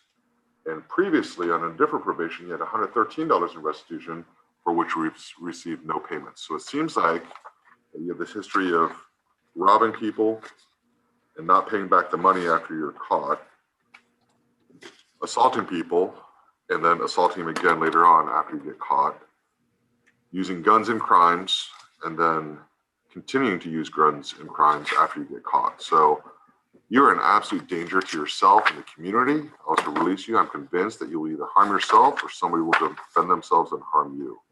So I'm going to continue to detain you. You are almost 17 years old, Mr. Wilson. I'm going to let you know that if your behavior level drops, I will house you in the Tarrant County Jail after your 17th birthday. I see that your hand is raised. If you have a question for me, I don't mind answering your question. If you want to tell me something, your attorney, Ms. Hamrick, does not want you to speak. So do you have a question for me? Yes, can I go to Tarrant County now then? I beg your pardon? I don't understand your question. I said, can I go to Tarrant County now? No, if you waive certification, but at this point, if you're under 17, you have to stay here. I keep my level. I do everything I'm asked. This last incident is false. I don't know what to do, Judge Kim. I got a son. I need you to stop talking. We're not going to talk to Mr. Wilson, this is what I can say. The little advice I'll give you is that if you keep the level 1.0, you don't drop, and you're 17th, you ask to go downtown, I'll send you downtown. And as long as you were behaving when you go there, because you asked me to, if you ever want to come back, you let your attorney know, I'll bring you back here. So you can choose where you're going to stay. If your level drops, you don't have a choice. I'll just keep you downtown. Okay. So I would advise you to keep your level, like do right and keep your level up. Also, the second reason is your behavior level is what gets your attorney, it helps her explain your case and get your probation instead of being sent to prison. Okay. So you want to give her as much as you can to help her. Okay. I don't understand this, Judge Kim. I really don't. What don't you understand? Because it's false. I don't understand. Oh, right. And so, Mr. Wilson, this is not your trial. This is not about whether you did or not. This is simply about detention. All right. The law tells me that if somebody can say something that, if it was true, would be a violation of our law, then I have to consider whether I release you or detain you. And then if I do that, because I got a job. You're asking me to explain something and then you cut me off. I'm sorry, but I just want to know. I got so many questions. I do what y'all asked me to do. I'm trying to explain this to you though. If you want to know, let me finish my sentence. All right. And so this is, if I'm assuming that is true, then I've decided whether you're a danger to yourself, to others, or not to appear in court. Whether you did this or not, that is something that's for trial. This is not a trial. There's no proof. The DA doesn't have to provide evidence. In fact, the DA doesn't even have to be here. They are here, but they don't have to be because no one gets to present any evidence to me. Only juvenile probation is the one that provides evidence. Your attorney does not have the right to provide evidence. She cannot, okay? So don't think your attorney's not fighting. She's just not allowed to. This is a detention hearing, not a trial. Okay, Mom, I see that you're kind of antsy. Did you have a question for me? Yes, sir. So y'all keeping JD locked up because of some accusation when, yes. And then this not fair, this not right. Like y'all didn't have no water, y'all feeding them moldy bread, y'all didn't have no lights. My son was in here cold. And that is something to talk to the attorney about. This is a detention hearing. This is about whether there's probable cause that he committed an offense, and if there is, whether I should release him or keep him here. It's a very limited type of hearing. Okay, so it's not about his conditions. Talk to the attorney about that. It's not about a trial, whether he did or not. You need to talk to the attorney about that. Okay, these detention hearings are very specific. Lady Hunter, he did have a hearing yesterday, and he was fine. Everything I worked on for, you said I ain't pay nothing. I could pay something now. I have a card in the front. I can pay something now. It's not about that. These are all factors. If it's paid off, that changes the fact. We feel like he dry locked up. He dry locked up. Y'all dry got him locked up. He didn't do y'all saying about pistols and stuff. Right, hold on, Mom. You need to stop this y'all saying. I'm not saying anything. I'm telling you what I'm being told. I'm not saying it actually happened. All right. So but Judge Kim, before we lose control of this hearing, right? Because you've already started off the wrong foot, busting into my courtroom, yelling at me. I didn't yell at you. I'm just letting you know I was here. All right. So, ma'am, just so you understand, other judges may be different, but I can guarantee just about every other judge in the state of Texas, if you bust into courtroom yelling and telling them that you're here, they're going to put you in jail for contempt. All right. So please be careful in the future. All right. So he's detained. All right. At this point, I'm going to turn the docket over to Judge Terry for the remainder of the 10-day hearings. Thank you, Judge Terry. Why is y'all steady detaining Judge. him? All right, Jabari Ballo. We're about to get him out.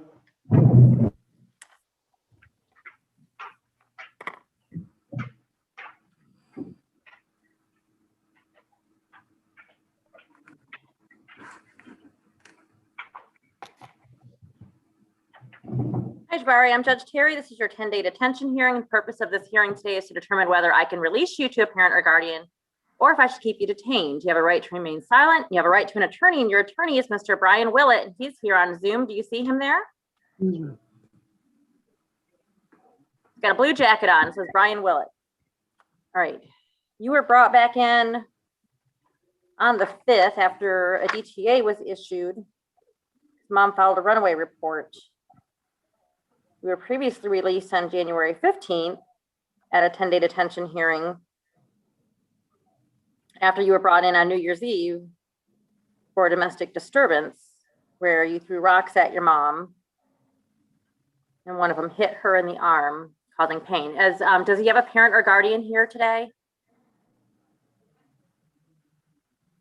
Mr. Nava, I can see your lips moving. Is this yours? Yes, ma'am. I'm coming for Casey. Sorry, but mom should be in the lobby. Okay. Well, all right. You've been on level 1 outstanding the whole time you were here. So, Mr. Nava, does he have a date yet as to when he can go to the care house? I don't believe so. From speaking with Mr. Case, he didn't have a date. I think mom might have a clearer picture about that. Okay. Mom right here. I can see her. Oh, okay. Hey, Mom. Hey, how you doing? I'm fine. How are you, ma'am? I'm good. All right. So I was just asking about the care house. I see that he's on a wait list. His behavior level, it looks like he's got to level 1 outstanding pretty much as soon as he could here and has been there. And so I'm asking, what I want to know from you is, do you have a date certain yet where he'll be going to the care house? No, that's just was something, an option I wanted, but he's already has an appointment for the Yes Waiver program for March 25th. Okay. But he'll be getting the assistance with them. And the care house lady told me that he's more than welcome to use their therapy services. Okay. Mhm. They said they work together with the Yes Waiver. Okay. Mhm. Are you ready to have him back at home in the meanwhile while this is going on, while you're waiting? Yes. Okay. I mean, I think, Jabari, you've done what you're supposed to be doing here. As long as you can keep that behavior up at home and promise that to Mom and I today, then I'm comfortable releasing you. Yeah, we just gotta work. He's very good for y'all when y'all come here, when he comes here, but you know, we just gotta work on listening to my rules too. Yeah, do you hear that, Jabari? Yes, ma'am. I just need to start working on doing the chores at home and stuff. That's all I need to work on. I mean, you eat at home, right? Yeah. And Mom buys you clothes? Yes, ma'am. And so in return, do you think you can do the chores that she asked you to do? Yes, ma'am. I mean, I'm sure she doesn't have you doing anything that you're not capable of doing, right? No. Okay. So I'm going to release you. I expect you to remain level 1 outstanding for Mom. Yes, ma'am. And if you're not, for some reason you're brought back, even if you're level 1 outstanding here, I'm going to have a hard time trusting that you'll behave if we release you. Okay. Yes, ma'am. So I don't want you hitting Mom, threatening her, throwing anything at her. I am going to release you on a monitor though, because you did run off and I don't want you out there running around. So.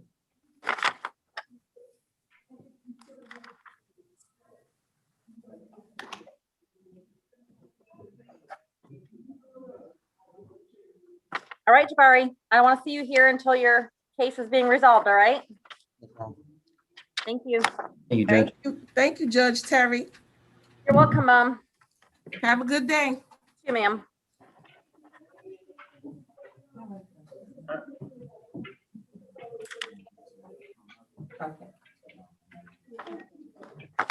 Brian Hyder. Yes, ma'am. Hi, I'm Judge Terry. This is your 10-day detention hearing. Purpose of this is to determine whether I can release you to a parent or guardian or if I should keep you here detained. You have a right to remain silent. You have a right to an attorney, and your attorney that you've retained is Mr. Shane Lewis, and he's here on Zoom. There, do you see him?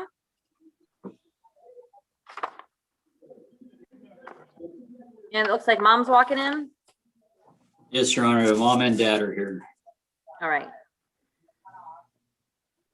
All right, so you're 16. And you were brought in on New Year's Eve afternoon. Fort Worth PD were working off duty at the Will Rogers Gun Show.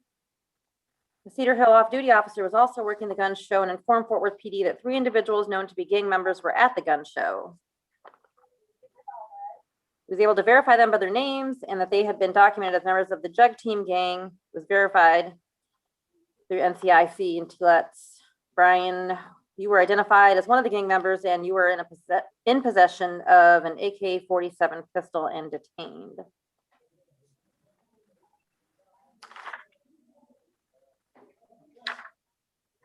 You're brought in for unlawful carrying of a weapon on that day. You've been level 1 outstanding only since the 4th of February. So, Ms. Brassel, can you let me know what's been going on with him since he's been here? Your Honor, he's been out level 1 outstanding since the first day he was able to get to level 1 outstanding. He's had no problems in detention. Okay, the detention report says level 1 outstanding since February 4th, and he's been here. Oh, I'm sorry. It wasn't New Year's Eve, it was January 31st. My apology. Okay, so he has been level 1 outstanding the whole time. Yes, ma'am. And he's got a pending aggravated assault with a deadly weapon in Dallas County. Can you tell me about that? It's not changed since the day he got here. It's been referred to the department, but there's no officer assigned. Okay, do you know what the date of that offense was or what the allegations are? I believe it was in October, and they just received the report around the same time he came into detention here. Okay, but you don't know what the allegations are in that? Any details about it? I do not know. Your Honor, his mother has some information if you need to know. Yeah, I would like to know if she's willing to share that. Sure. Mom, what are they saying he did out there in Dallas County? We tried to retain an attorney. The attorney I got with them, they reached out to the Dallas County. They went down to the municipal court. The first time they weren't able to pull up anything. I went down to the Cedar Hill municipal court as well to speak to someone in regards to this. I asked for evidence as to why they have him down as a gang member. Well, I'm asking about, I'm sorry, ma'am, I'm not to interrupt you, but I'm asking specifically about the aggravated robbery and aggravated assault charges in Dallas. I retained an attorney. They refunded me my money because they're not seeing anything. We're not 100% sure as to how this occurred or what happened. But even the attorney's like, I've tried. So you don't know anything. Well, so the answer is you don't know anything about where these allegations are coming from in Dallas? No, ma'am. Where it went? Okay, thank you, ma'am. All right. Your Honor, if I may, I double checked too when she hired me on this case. I contacted Dallas to try to obtain information on whether I could represent him or not. I was unable to find anything other than what I heard at the detention hearing here. And so I told the family, I can't help you. I can't find any charges or anything. That's when they went to another lawyer in Dallas. And it's my understanding that the lawyer ran into the same dead end and refunded their money. So I don't know what the status is. Well, maybe this has not been filed yet. Maybe, I don't know.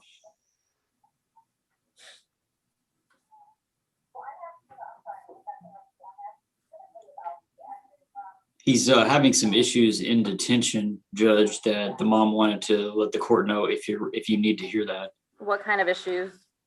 Medical issues. Mom, are you ready to explain that? Yes, I'm ready to explain.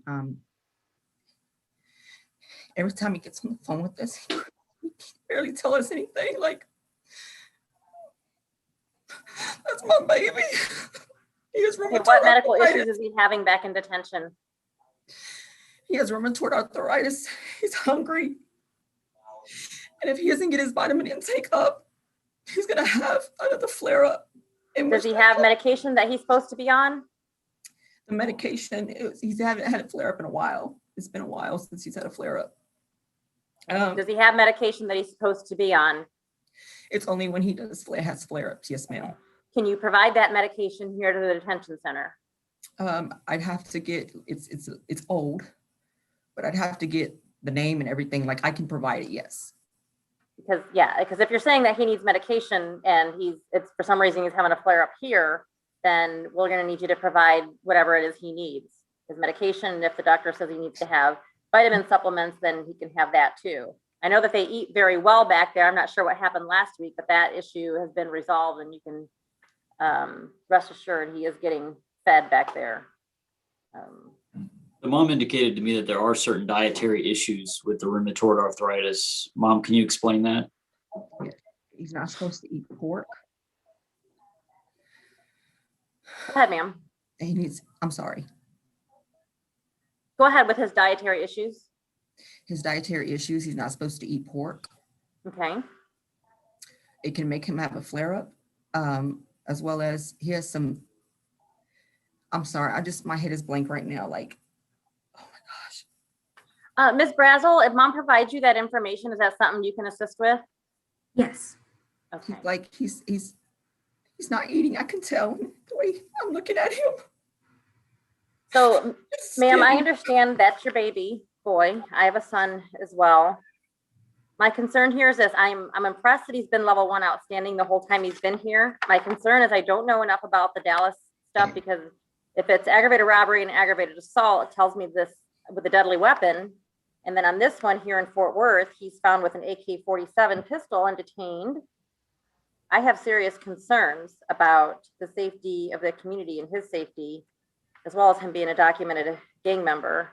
I don't know that 15 days is enough to get a handle on that. But I do want to address your concerns for his nutrition and dietary needs and his medication. So if you can get that, whatever medication it is that he needs up here, I assure you it will be administered to him.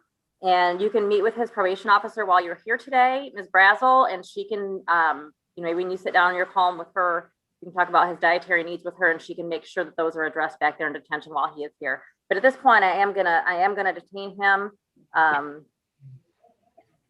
Right? Can I say something real quick? Yes, Mr. Lewis. My only concern, Judge, is this is, I think, his 3rd detention hearing, and we really keep hearing the same thing about Dallas. I have some information, but I've gained it from my client. So okay.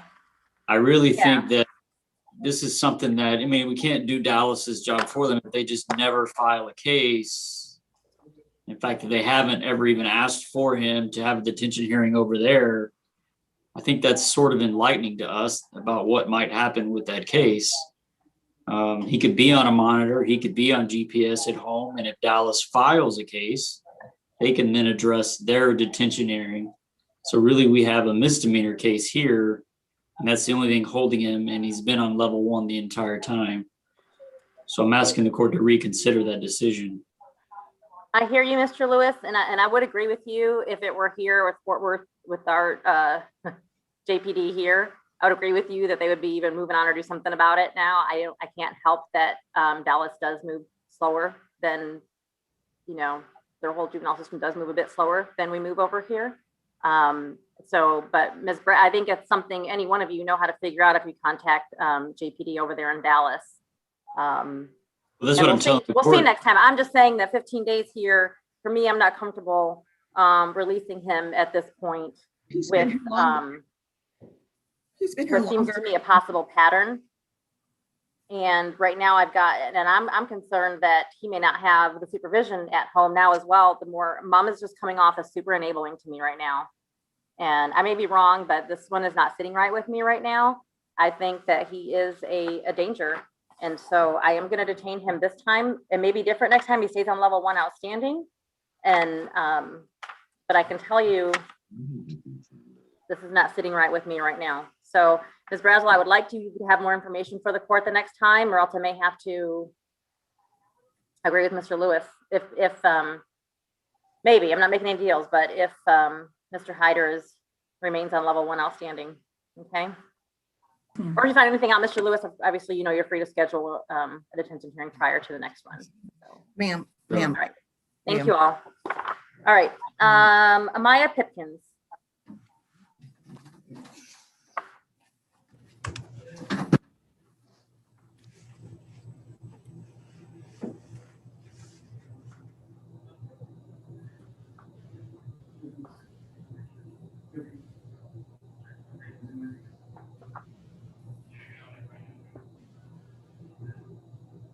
Hi, Amaya. I'm Judge Terry. This is your 10-day detention hearing. Purpose of this hearing is to determine whether I can release you to a parent or guardian if I should keep you here detained. You have a right to remain silent. You have a right to an attorney, and your attorney, Carmen Johnson, is here. Looks like she might be having some connectivity issues with her camera, but it seems like she can hear. Ms. Johnson, can you hear us? Are you all right there? All right. Yes. Okay, so see that striped screen she's got there? Kind of pretty, actually. And I can't explain why it looks like that.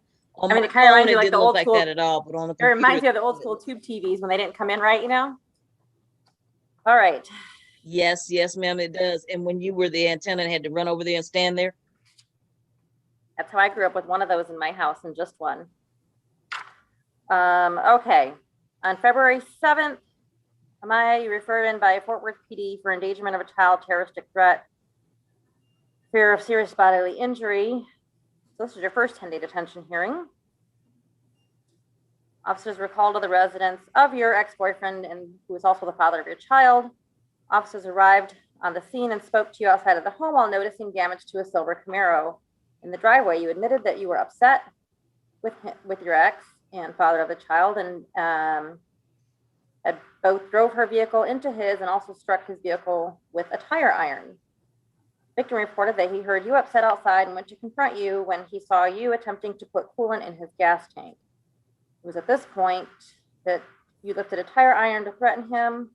He denied being in fear of his life, but was worried about being injured. Officers also learned that you and your son were in the back seat of your vehicle when you struck his vehicle with hers. How old is this baby? Someone?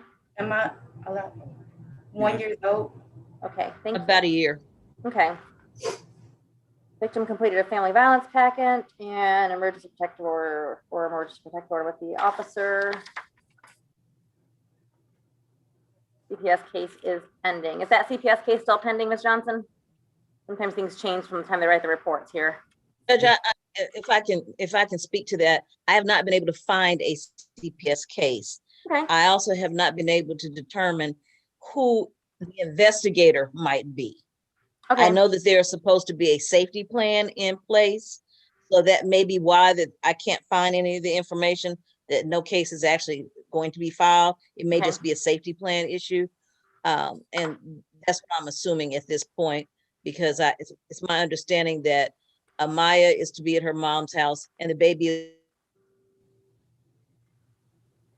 going to stay at the father's house. Okay, so you cut off. So Amaya's to be at her mother's house and the baby is supposed to be staying at father's house? Yes, that's correct. Okay. And cut out for a he minute. I and wanna his make mom are involved. Or Yeah, and I do have a investigator. Okay, hold on, Mr. Dotson. What was that you said again, Ms. Johnson? You cut out a little bit. Okay, you froze. Yeah, you did too. So I was saying that it's my understanding. It's been reported to me that Maya is to stay at her mom's house and that the baby is supposed to stay at the father's house. And CPS has some safety plan in place, which I'm sure covers all those issues. okay, that's what I thought. I just want to make sure. Okay, Mr. Dotson? I was just saying, Your Honor, I spoke with the CPS liaison this morning. I have a person's name, and it's my understanding that they are investigating. They just didn't get a chance to because of the snow and ice last week. Okay. I Can do you just have- get that information to Ms. Johnson so that Yes, she? I will. I just got it, so that's why. Thank you. Mhm. All right, thank you.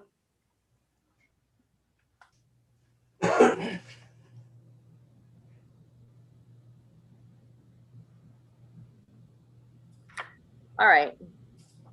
What's going on with her behavior level? I see that she's I'm asking. Go ahead. No, I'm sorry. I was just telling you, you're frozen again. Oh, I know. I think it might be on your end. I'm not sure.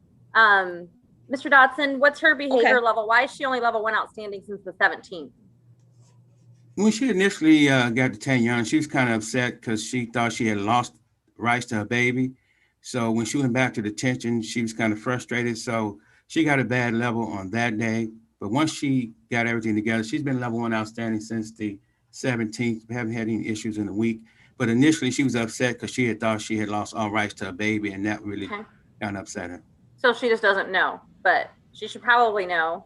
And Ms. Johnson, Ms. Pipkins, your attorney can explain to you the risk you are taking with this kind of behavior, okay? With what happened, whatever happened with those vehicles, remember the risk you are taking as far as your parental rights and your possession and access time to your child. Ms. Johnson can explain that to you.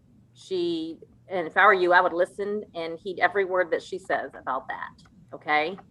I don't know what's going on between you and the father of the child or anything like that, but I can tell you nothing is worth putting your relationship with your child at risk, okay? He can go do whatever he wants. If he wants to be absentee, great, go on. If he wants to be doing whatever he's doing on the side or somebody else, whatever. I don't know what made you so mad, but that does not matter, okay? Yes, ma'am. It just doesn't. It's not worth putting your relationship with your child at risk. There's so many other men out there in the world. Who cares? Yes, ma'am. Okay.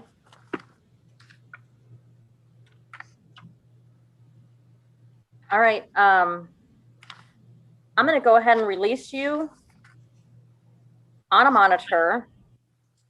Because I want to make sure that you are complying with whatever safety plan that CPS has going on out there for now. Just a way of protecting you from yourself until you learn how to get your emotions under control.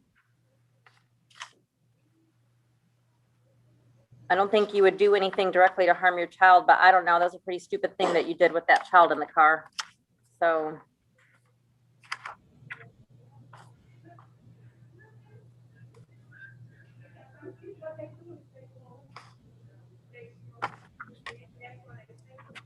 If we find out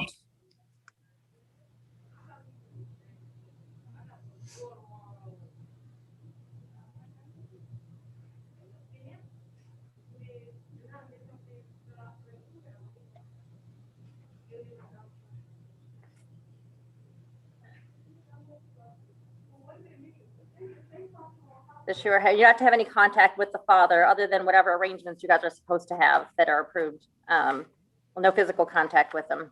Okay. Yes, ma'am.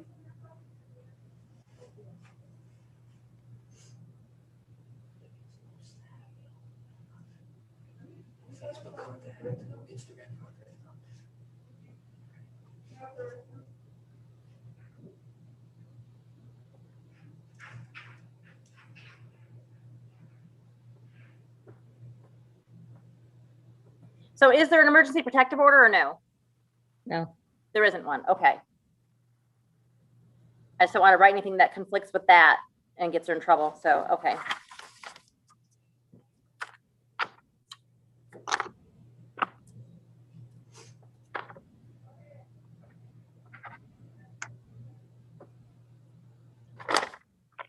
All right. All right. Thank you. Thank you, Your Honor. You're welcome. Next is Lionel Taylor.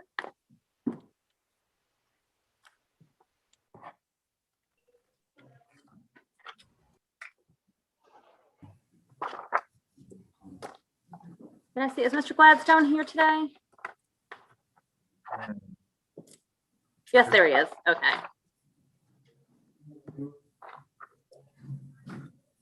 All right, Mr. Taylor, I am Judge Terry. This is your 10-day detention hearing. The purpose of this hearing is to determine whether I can release you to a parent or guardian or if I should keep you here detained. You have a right to remain silent. You have a right to an attorney. Your attorney, Mr. Gladstone, is here. It says Richard Gladstone right there on the Zoom screen. And do we have a parent or guardian here? Yes, I see my mom. And Is it Mom Michelle Bryant? All right, thank you. I don't see. All right. We also have a representative from CPS, Your Honor. Okay, and who is that? Mrs. Strada. Right here, Judge. All right, thank you. All right. All right. Level 1 outstanding since the 15th, he's 14. January 23rd, Fort Worth PD, domestic disturbance. Arrived, met with your mother, Ms. Bryant. She returned home, was informed by your 11-year-old nephew that you had slapped him in the head when he did not get out of the chair that you wanted to sit in fast enough. When mom confronted you, you pushed her and slapped her, but did not cause pain. While an officer was speaking with you outside, you stated that if you went back in, you would kill your mother, so you were arrested for terroristic threat. You were issued citations for allegedly assaulting mother and cousin. A pending theft of property from the 6th of January. Says you were referred out of custody by Fort Worth PD for that. Says that on the 3rd of January, police were dispatched to the family residence regarding a domestic disturbance. Mother stated that while she and her husband were out of town, you entered the room and broke into the clothes chest and took the key to her vehicle. And then she contacted Fort Worth PD on the 5th and informed that you were picked up in Arkansas for wrecking the vehicle.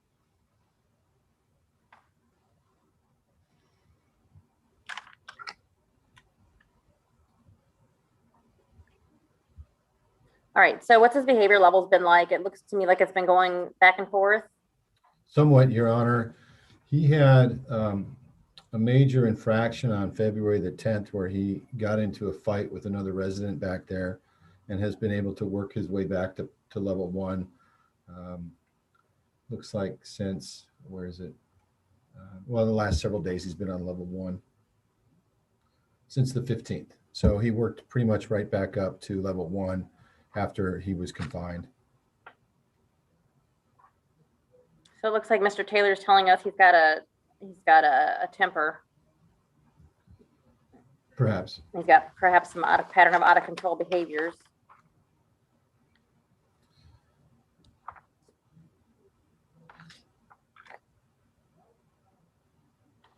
Mom, what are your thoughts? My thoughts is that at this particular time, because at first I was against him coming home because I didn't think that he had been on long enough. But we're talking with him over the last couple of weeks. I really have seen a change, and I would like for him to come home and give him that opportunity to do what he needs to do. Okay. Does your little nephew live with you? They moving out. They moving out this weekend. Their mom has found them a house. He has been very upset that we moved from Missouri, left his friends and everything, and moved here to Texas. So he does say that this is where he wants to be or whatnot. So I think he's pretty much over the hump that we live here in Texas now. Okay, how long have you been here? We moved here the week of Christmas. Okay.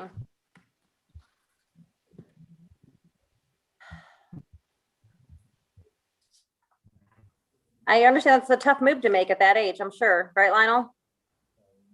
Yeah, a little bit. Yeah. This is not the way to act out. All right, what school do you go to? I was getting registered in Southwest. In Fort Worth? Yes. Okay. Crowley Ninth Grade Center. Okay, and he'll be going in person? Yes. All right. Yeah, Judge, my impression, CPS got involved because mother was frustrated with him and didn't want to initially take him back. But I think they've mended their fences somewhat, and she's willing to give him a chance here. Okay. All right, Mr. Taylor, I'm willing to extend you some grace too, looking at your age and the major life change you just went through, but your behavior, you're acting out. If that's the reason why, you need to find another way, another outlet for your frustrations. Okay. I asked about school and everything too. Perhaps there's some, school counselors and something like that you can visit with their mom. Maybe you can seek out something for him to help him channel his feelings in an appropriate manner. Had he ever been in trouble with the juvenile justice system before, where you came from? No, he wasn't. He has not been in juvenile courts at all. Okay. All right. I don't think you should be slapping around your 11-year-old little nephew just because you're bigger than him. That's bullying. And that's the worst kind, because you should be someone that he could look up to, Mr. Taylor. So I don't want you to have any harmful contact with him whatsoever. Okay. That was I'm gonna go ahead and give you a chance. I'm gonna release you.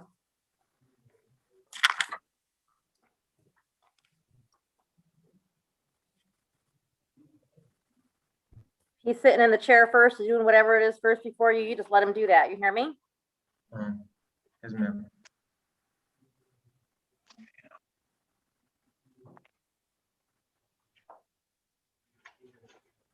Excuse me, Yana.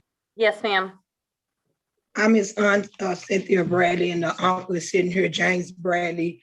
We're Christian people, and I had a talk with my husband, and I'm wanting to be, I always have been active in his life, but I want to start like taking them fishing, taking them on trips. Okay. What is your role on here? Why did you appear here? Did CPS have you come or what? Say it again. Did CPS have you appear here, or Well, I'm supporting them as an aunt because I got on the last time, but it's, continue to today. So just wanted to. Okay, well, I'm glad that he has, I'm going to go ahead and release him. I'm glad that he has family to support him here too. So that's, I would talk with mom about that. And that's up to mom, how involved that she wants the extended family to be. But if extended family is a good influence, I'm a big fan of that. So you guys can work that out as a family, okay? Yes. Thank you. All right, thank you. You're welcome. Diana Valdez? Thank you, Judge. You're welcome.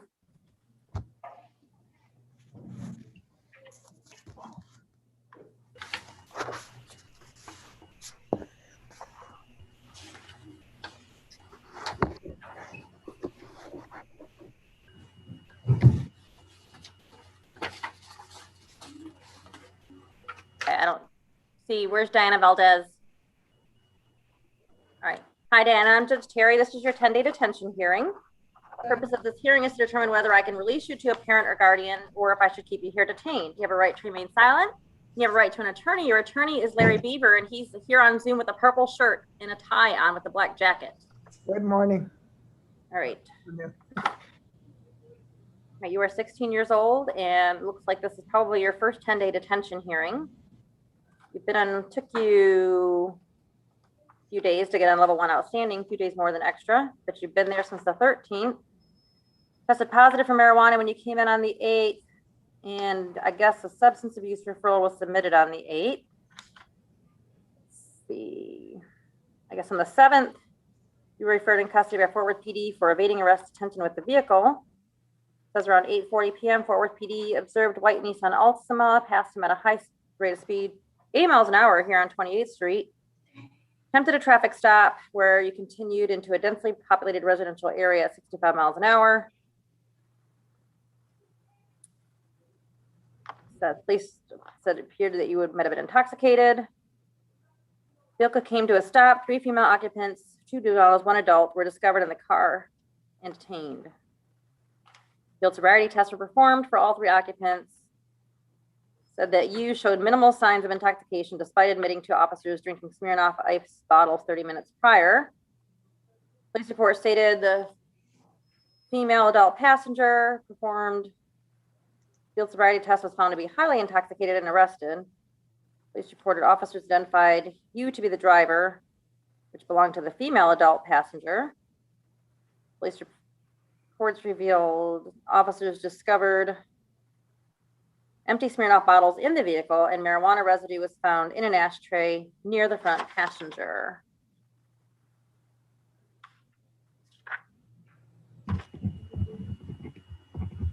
No previous history. Department. Okay, so what happened? How come it took her till the 13th to get on level 1? She had some infractions that occurred where she was on level 3U and then eventually was able to progress. She improved her behavior and has sustained level 1 since the 13th. All right, thank you. What kind of infractions did she have? I'm going to reduce so I can see that really quick for you. According to what I read, it is disruptive in the room, banging and yelling. That was on 2-9. And then that was level 3, unacceptable. And then she progressed from that to level 3 outstanding, to levels 2 outstanding, and then to where she is now. Thank you. Mom, do you know who this adult is that she was with? I have no idea. Do you know who the other girls were that she was with? I have no idea. Did you know where she was supposed to be when she was out that night? She was a runaway, so I haven't seen her. Oh, okay. How long had she been gone? Off and on since June. Okay.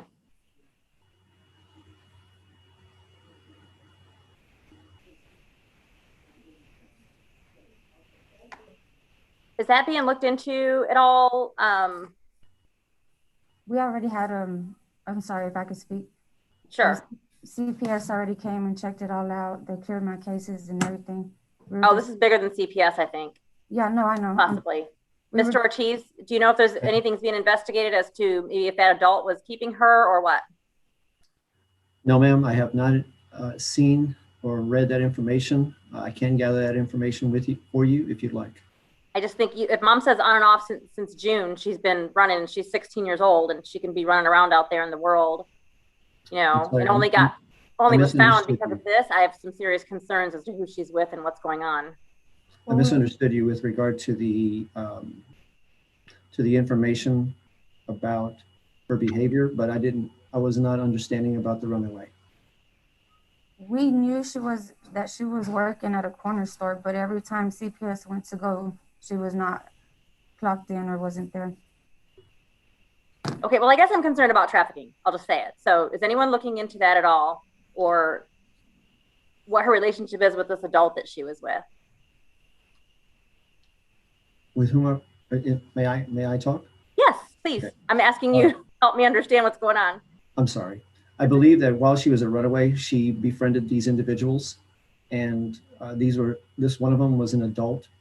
And as far as the information concerning how she was able to become their friend, my only assumption is through probably just her contact while she's been away. And that's the only thing that I can come up with as far as how she would be able to befriend somebody who is an adult and provide her or allegedly provide her with this alcohol. Okay, Diana, who have you been living with? I just been staying with my friends, and it hasn't really been in a permanent place. And their parents just let you stay with them? I wasn't really staying. I just go and stay for like a couple of days, and that was it.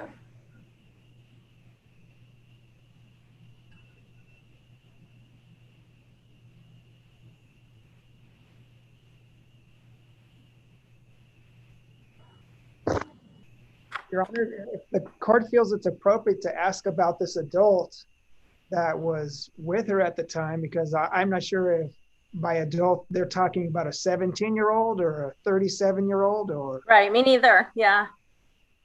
So, how old are they, Lisette? I beg your pardon? I'm asking them how old they were. This person identified as an adult when you were detained. How old is that person? 21. You said 21? Yes, sir. And was that person male, or is that person male or female? Female. Yeah, I think the report says they were all females in the vehicle.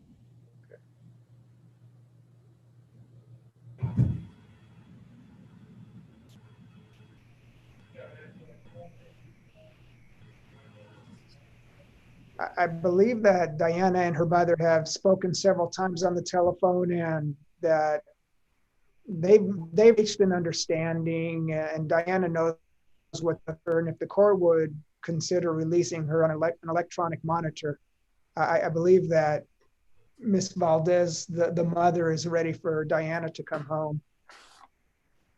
Your Honor, I did also look up the information in the police report, and it states that it was an adult female and her date of birth is 11/24/01. Thank you. You're welcome, Your Honor.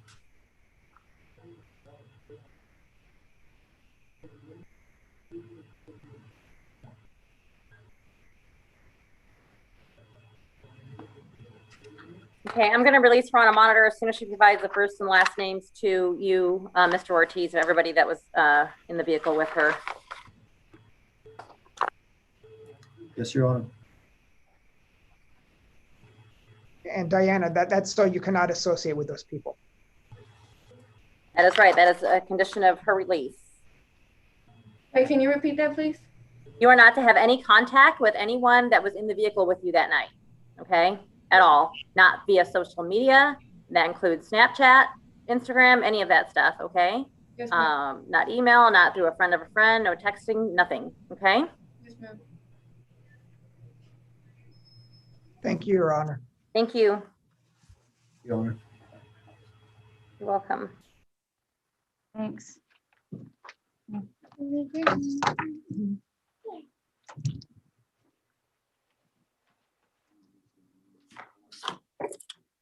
All right, do not bring the next child in because the remaining children are under the age of 14 pursuant to Texas Family Code, section 54.08C. When that's the case, the court shall close the hearing to the public unless it can find, unless the court finds that the interest of the child or the interest of the public would best be served by keeping the hearing open to the public. And there is nothing about the facts of the following case that the court can see, or the remaining 3 cases that the court is aware of, that would allow it to make such a finding. So there's be about a 20-second request for silence as this burns off of YouTube.